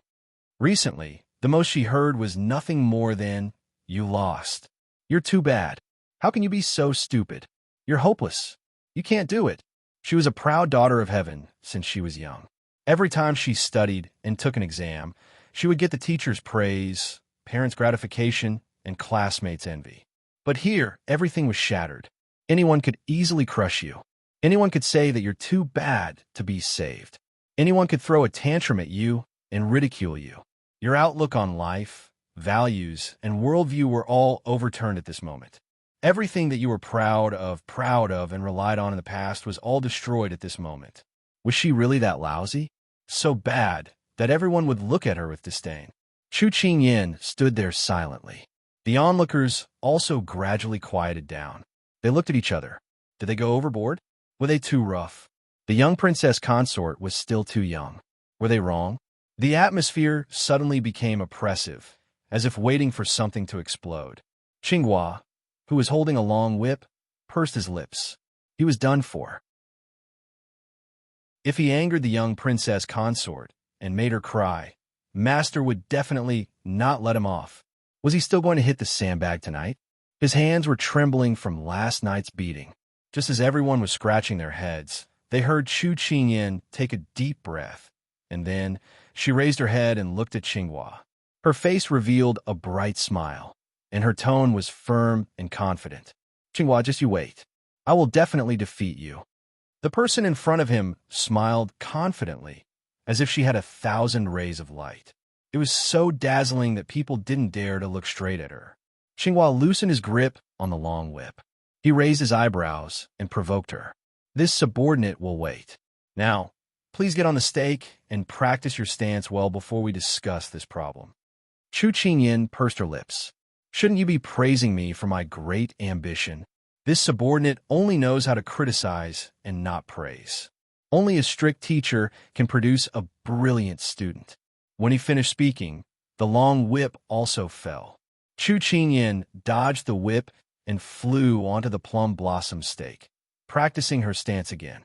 The onlookers looked at the petite person on the plum blossom stake and couldn't help but reveal a faint smile of appreciation. Dreams were plump, but reality was bony. When she fell down again, Chu Qingyin fell heavily on the ground. Her knees seemed to have bruised from the fall. She stood up indifferently. Just as she was about to get on the stake again, her eyes inadvertently caught a glimpse of a black sleeve. She paused and turned around. Her eyes met with a pair of black eyes. She was slightly stunned. She didn't expect the big ice cube to come to the cultivation courtyard. She smiled at him and let him go back. Her quick-witted eyes were as clear as water, as if they could speak. Don't look, I'm fine. It doesn't hurt at all. Chapter 512. Xiao stood under the tree and watched her smile at him. Then she turned back and continued to jump on the plum blossom pile. He watched her fall again and again, but she didn't cry out in pain. His heart was like the sea, rising and falling again and again, but he forced it down. Master! Turin stood next to him and followed his line of sight to see the young princess who was training in front. His face was a little nervous. Just now, his master said that he was just taking a walk, and he walked here. The first thing he saw was the scene of the young princess being scolded by Qinghua. At that moment, he felt the coldness from his master that was different from the cold winter. It was the kind of coldness that came from his master's bones. If it wasn't for his good self-control, he couldn't help but want to rub the goosebumps on his arms. Although his master didn't say anything, his eyes showed pity. Even a person without good eyesight could see it. To be able to make a person who usually didn't show his emotions reveal an expression that even a person without good eyesight could see, he couldn't help but realize one thing. That was, the position of the young princess in his master's heart was not as simple as just being valued. How many sandbags did Qinghua hit last night? Xiao asked. I fought 6 and broke 3. It seemed that master was thinking about green gourd again. And let him continue. Xiao ordered. Yes. Turin felt that his men's skills would improve rapidly during this period of time because they had a strict master who was impartial. What's the next training? Xiao's line of sight didn't leave the person on the plum blossom pile. Turin thought for a while. It seems to be archery. Xiao nodded. Bring a chair over. Turin was slightly surprised. Was his master planning to watch the young princess train from the side? But according to the training method of Xiao-like cavalry, the young princess wouldn't have a good time. At that time, the people who were responsible for teaching would be the ones who would suffer. Because the pain was in the young princess' body, the pain was in his master's heart. Turin didn't dare to delay any longer. He ordered people to bring a table and chairs, as well as some refreshments. At this time, Chu Qingyin was still fighting with the plum blossom pile. Suddenly, she smelled the fragrance of the plum blossom cake. She couldn't help but look over. She had eaten a lot this morning, but she couldn't withstand the physical exhaustion. At this time, she was almost starving. Chu Qingyin was shocked at first. Didn't she tell him not to look? Why is he still here? Also, was he trying to seduce her? Chu Qingyin glared at him fiercely. She was going through so much trouble here, but he was enjoying himself while eating and drinking. Chu Qingyin decided not to look at him anymore and focused on dealing with the plum blossom piles. Half an hour later, Chu Qingyin had basically stabilized herself and was able to walk freely on the plum blossom piles. So Qinghua waved his hand to have her go down to rest. He went up to the plum blossom piles. This subordinate is practicing the 6 stars fist. Please watch carefully. This subordinate will only practice it twice. Whether you can remember it or not depends on you. When his voice fell, Qinghua started to practice. Qinghua said as he indicated, the 6 stars fist specialty is using stillness to overcome hardness with softness. The main moves include hitting the opponent's acupuncture points and locking the opponent's joints. After Qinghua finished practicing it twice, he had Chu Qingyan come up to practice by herself. Maybe it was due to the fact that Turin had also practiced it twice before letting her figure it out by herself. So now, she could basically keep up with this unusual training method. She reviewed Qing Gua's movements before she started to imitate it. Qing Gua watched her movements and gave pointers below. There are only 3 main moves. The body has to turn quickly, lead with the head, can't stop, and the feet have to be steady. Use the belt as the arm, the forearm is nimble, and the rhythm has to be fast.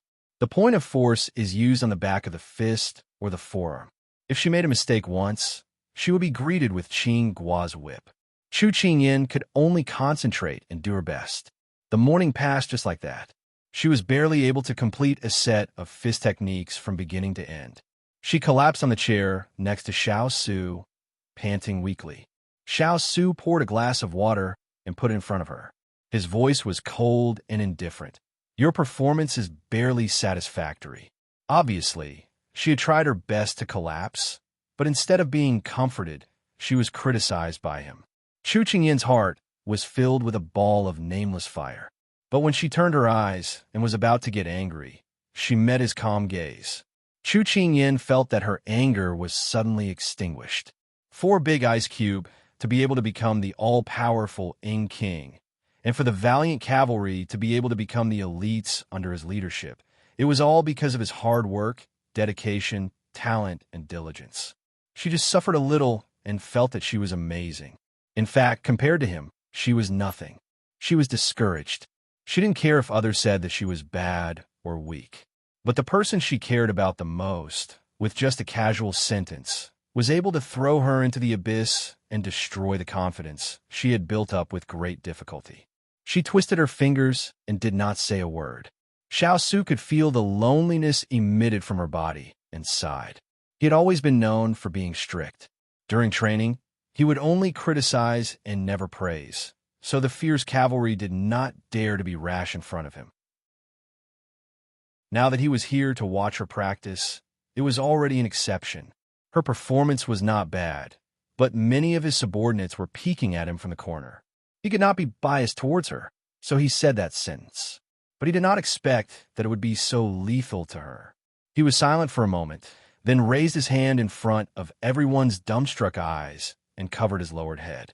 His sharp eyes became gentle, and his tone was not as cold as before.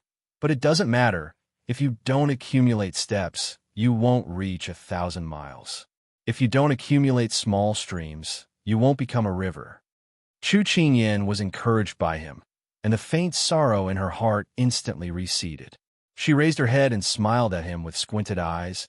A steed leaps, but cannot take 10 steps. A horse can take 10 rides, but it is not willing to give up. If you give up, rotten wood will not break. If you persevere, you can carve gold in stone. I will remember it. Hearing her recite it so fluently, Xiao Su could not help but smile. Go, practice well. I will definitely not disappoint you. Chu Qingyan waved her small fist at him, expressing her determination, and then quickly walked towards the other training ground. Ioyo, fierce cavalry who was in the corner, couldn't help but cover his eyes when he saw this scene, but the gap between his fingers was still aimed at the 2 of them. It was their first time seeing such a gentle and lecturing master. Other than being shocked, they were also envious. If their master had treated them with such gentleness, then their skills would have soared by leaps and bounds. What a pity, what a pity. But after half a day, a cold gaze swept over, and everyone acted as if nothing had happened and immediately dispersed. Sigh, this is the difference. Chapter 5:13. After practicing fist techniques, it was time to learn archery. After archery, it was time to learn riding. After riding, it was time to learn leg techniques, swordsmanship, wit. The bow that Big Face gave her was for military use. Normally, only big men could pull it. The first time Chu Qingyan touched it, her fingers were already scratched. This body belonged to the soft and tender type. Once she touched the bowstring, her fingers were cut and bleeding. However, she did not frown once. She still maintained her posture and pulled the bow again and again. This forbearance made Big Face very satisfied. He taught her even more attentively. After a whole day, Chu Qingyan went through all the classes. Aside from being tired from the heavy burden on her body, what she gained was that there was always someone better than her. These fierce cavalry were famous because they had the ability. However, this kind of achievement relied on their own hard work. If it was not a person with a strong will, they would not be able to endure the fierce cavalry's training method. Chu Qingyan admired them even more, because they had more perseverance, patience, and strength than ordinary people. So no matter how hard and tiring the training was, she did not say it out loud. Instead, she suppressed this pain in her heart and turned it into motivation. Falling down was for the sake of getting up better. Just like this, day after day passed by. In the mountains, there was no cold or heat. Every night, snow would rustle on the ground. The next day, snow would cover the entire mountain range, so much so that the mountain was sealed for a long time. During this time, Chu Qingyan woke up early and slept late. She did not relax at all. Her nerves were tense as she practiced martial arts. Her body was faintly changing. For example, her body was growing taller and her mental state was different. She did not notice these, but the people who watch her work hard to grow step by step felt that her body was gradually emitting a dazzling light. They were sincerely envious and admired her, because to be able to persevere under the fierce cavalry's training for so long, it was already very rare. Moreover, to be able to make these fierce men give her a thumbs up behind her back was even rarer. So, with effort, there will always be gains. Although the schedule was tight, Chu Qingyan was already enjoying it. After training a mountain, Liu Guang gave her a few more mountains, each taller and steeper than the previous one. At that time, she heard Flowing Light rubbing his chin and saying sneakily, "Only here with so many mountains can I be willful. Little princess, you are so lucky." Lucky my ass. She was teased by Qinghua again and fell off the plum blossom pile. She ate a few mouthfuls of snow, but she heard him laughing at her from the pile. "Little princess consort, your lower body isn't steady enough. You still need to work harder. Unstable my ass." Then, in her anger, she would chase after him and beat him up. Although she was beaten black and blue every time, her fist technique had unknowingly improved. She was already very proficient in drawing the bow and loading the arrow. She had gone from missing the target at the beginning to not missing the target at all. Although she still couldn't hit the target with great precision, she could at least hit the target within 50 meters. Because her arm strength was not enough, Big Face asked Mu Ling to help him make a round iron ball for her to play with. Chu Qingyan still remembered that when she took the iron ball back to the room, she threw it casually and smashed a hole in the table, which scared Xining. Cicada was a man of few words and started a fight as soon as he came up. He was not ashamed of bullying the weak at all. Every time, he would beat her to the ground and then hook his finger to make her stand up again. Therefore, in Cicada's swordsmanship class, she kept repeating the action of being beaten to the ground, but each time, she persisted a little longer than the previous time. Bang! Chu Qingyan was thrown out of the plum blossom pile again. Her left face was swollen. She spat out blood, then stood up and jumped on the plum blossom pile. Again, cough, cough, falling heavily to the ground. Chu Qingyan held the long sword against the ground and slowly stood up. Looking at her torn sleeve, her eyes flashed with excitement.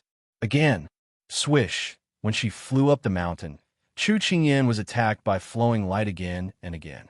When she fell, she turned around and found a safe place to rest, and then said to him, "Again." Therefore, during that period of time, when she was constantly beaten to the ground by them, or when her practice was not satisfactory, she repeated these two words the most. Little by little, it was progress. She always told herself this: pain and happiness. The pain on the longbow had been worn off by her, but she still put it on the bowstring one after another. As for the uncooperative horse, it had been trained by her to be obedient. It did not dare to go west, and it did not dare to go north. Her archery and riding skills had improved to a certain extent. On the training ground, even if she was bleeding and sweating, she would never cry. However, when she returned to the room and closed the door, she could not help but moan and sob to her big ice cube, when she saw the wounds all over her body. Sob, sob. My little arms and elbows are bruised again and again. They are so ugly. Sob, sob. My palms have calluses. Can you imagine that this is the hand of a young girl? Sob, sob. Big ice cube. Training is so tiring. I want to be comforted. I want to be hugged. In front of others, she was an indestructible woman. When she was injured, when she was bullied, she did not make a sound. In front of others, she was a weak little girl who was afraid of pain. She acted coquettishly, complained, and only wanted to rub in his arms. Then, the next day, she would walk to the training ground full of energy. She could be weak, she could be afraid, she could complain, but she would only show this side of her to the people closest to her. Because of the venting after she returned home and closed the door, Chu Qingyan did not have any negative emotions in her heart. When she trained during the day, it was twice the result with half the effort. However, she did not know that because of her actions, the fierce cavalry suffered unspeakably during this period of time. They did not know why, but the young princess had gradually entered a good state, but the master's expression was getting worse and worse. Then, they received more and more punishment. During this period of time, the young princess's muscles and bones were strong, she was energetic, and her steps were light. On the other hand, they were thin, their energy was not enough, and their steps were erratic. Who did they offend? The fierce cavalry howled to the sky in their hearts. However, they did not know that the real culprit was training unhurriedly under their eyes. Chu Qingyan also did not know that her unintentional actions caused them to suffer unspeakably at night training. If she knew, she thought that she would cry harder. At this time, she had faintly revealed the nature of a black-bellied person. The days flew by, and it was already the day to leave the snow mountain. However, what followed closely was an extremely important test for Chu Qingyan. It was to finish and review the training during this period of time. Chapter 514. Tomorrow, we will be leaving for Shang country. Before that, we, the fierce cavalry, will be holding a test to assess the little princess consort's training during this period of time. The Earth Spirit was dressed in black. As the host of the test, he had a dignified appearance, fair and strict. On the training ground, there were not only Xiao-like cavalry, but also Chu Qingyan's parents, Cheng Yinluo, Yi Lingfeng, and others. They also wanted to see how much progress Chu Qingyan had made during this period. They were looking forward to seeing whether or not this person, who was constantly creating surprises for others, would break through their imaginations and bring them surprises again today. Equestrian and archery skills and lightness skills were placed last. Because they had to move to another place, this place was not suitable. Therefore, the test topics were fist skills, swordsmanship, leg skills, equestrian skills, archery skills, and lightness skills. Both sides can stop here. You can start now. Turin said, "Little princess, sorry to offend you." Standing in front of her was Qinghua. Chu Qingyan cupped her hands. "Please." As soon as she finished speaking, Chu Qingyan took the lead to punch. Her fist was powerful, but it was caught by Qinghua. Then, he raised his hand and punched. There was a big gap in strength between men and women. She did not choose to fight with force. Instead, she used her body's flexibility to slide under his body and then punched again. The two fought for a long time. Chu Qingyan began to lose, but she was not in a hurry. Her expression was still calm. Just when Qinghua was about to win, Chu Qingyan suddenly raised her leg and swept across his legs. He was caught off guard, and Qinghua was defeated. "Little princess, you didn't follow the rules. We are competing with fist skills. You can't use leg skills." Qinghua was not convinced. Chu Qingyan got up and withdrew her leg. She brushed the dust on her clothes and smiled slyly. "Did you say that I can't use any moves other than fist skills? It's right that I won." Qinghua was stunned. Indeed, there were no rules, but he taught her fist skills. This young princess consort didn't play her cards according to common sense, which was why he had fallen into her trap.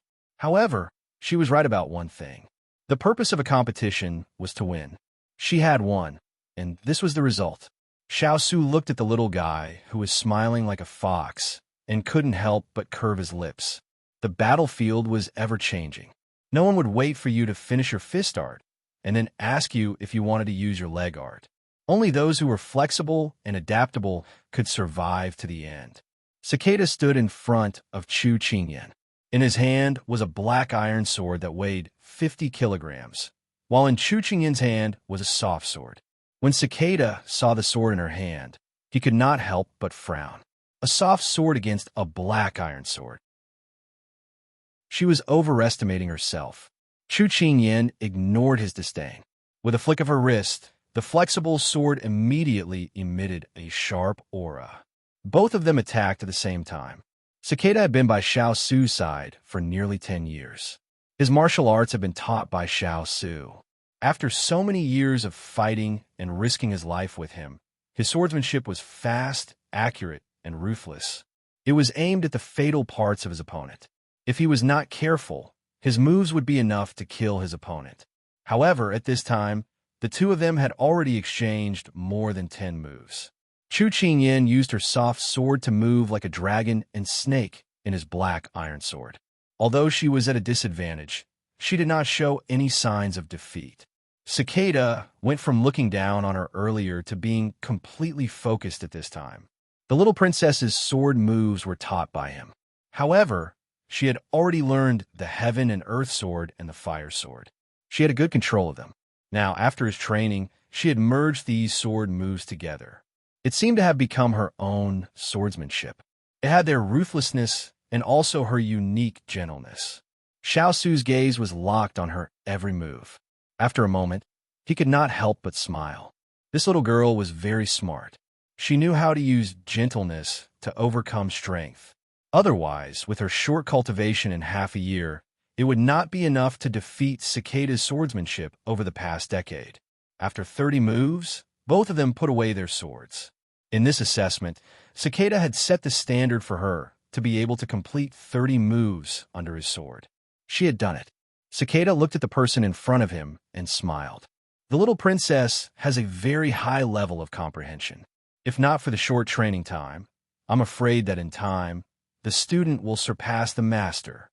A few days ago, she could not even withstand 3 moves under his hands. Now she could do this. He had to say that she had improved very quickly.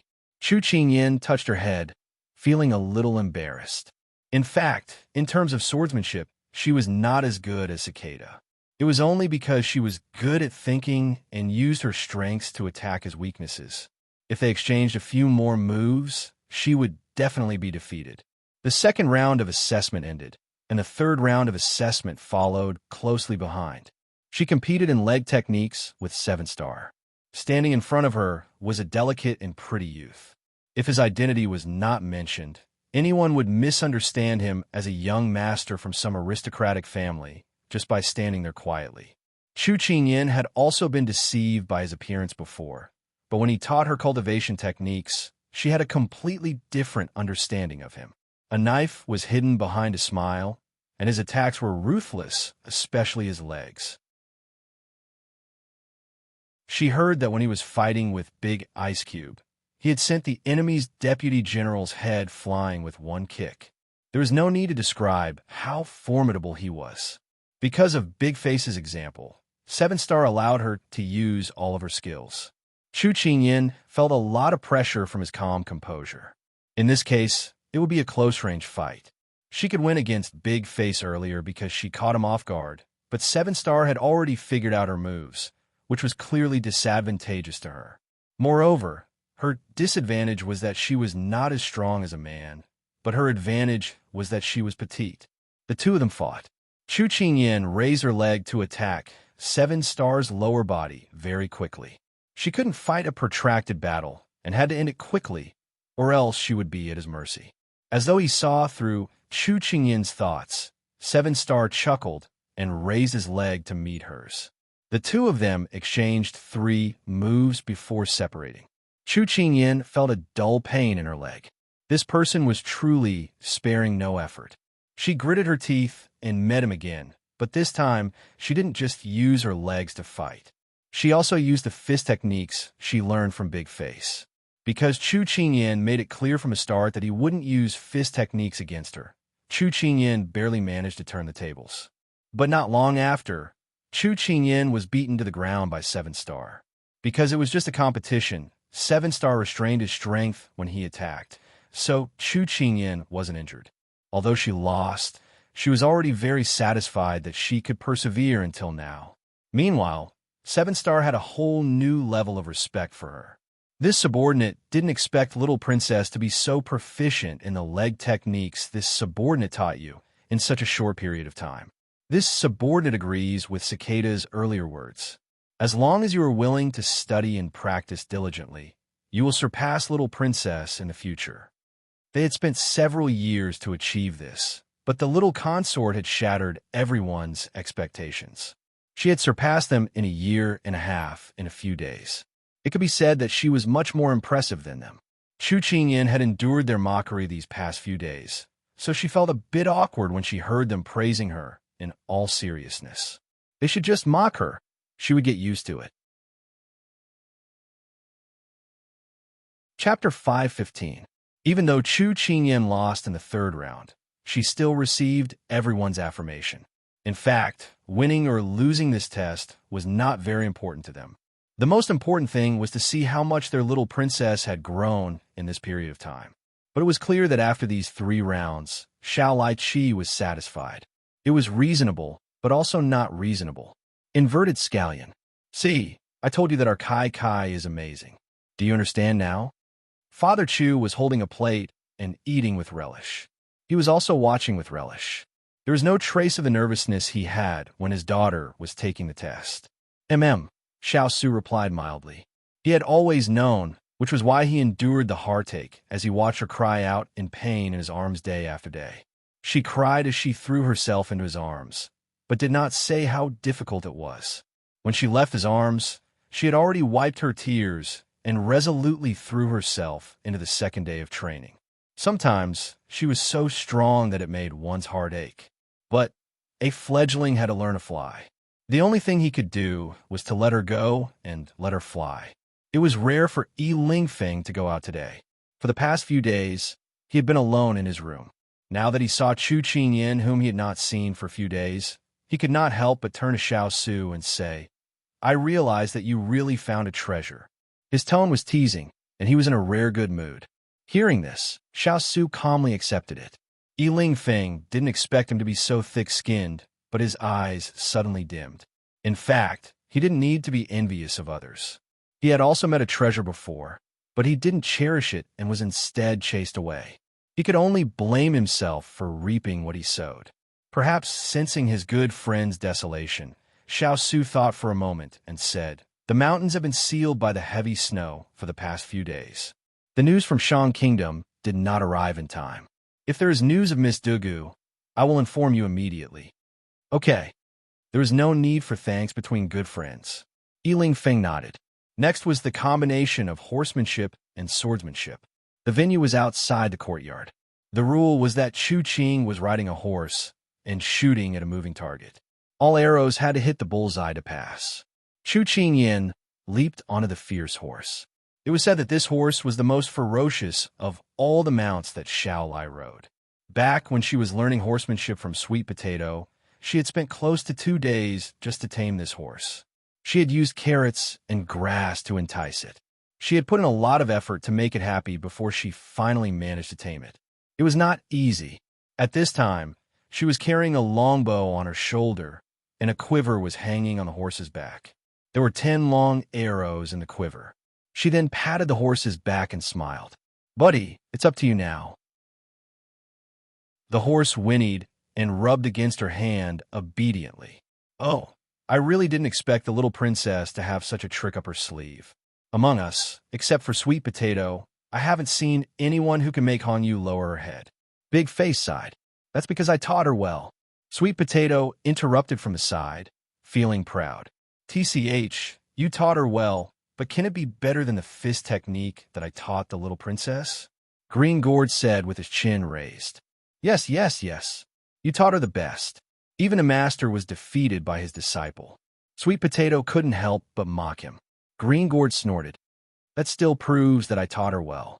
The student has surpassed the master, right? Everyone burst into laughter.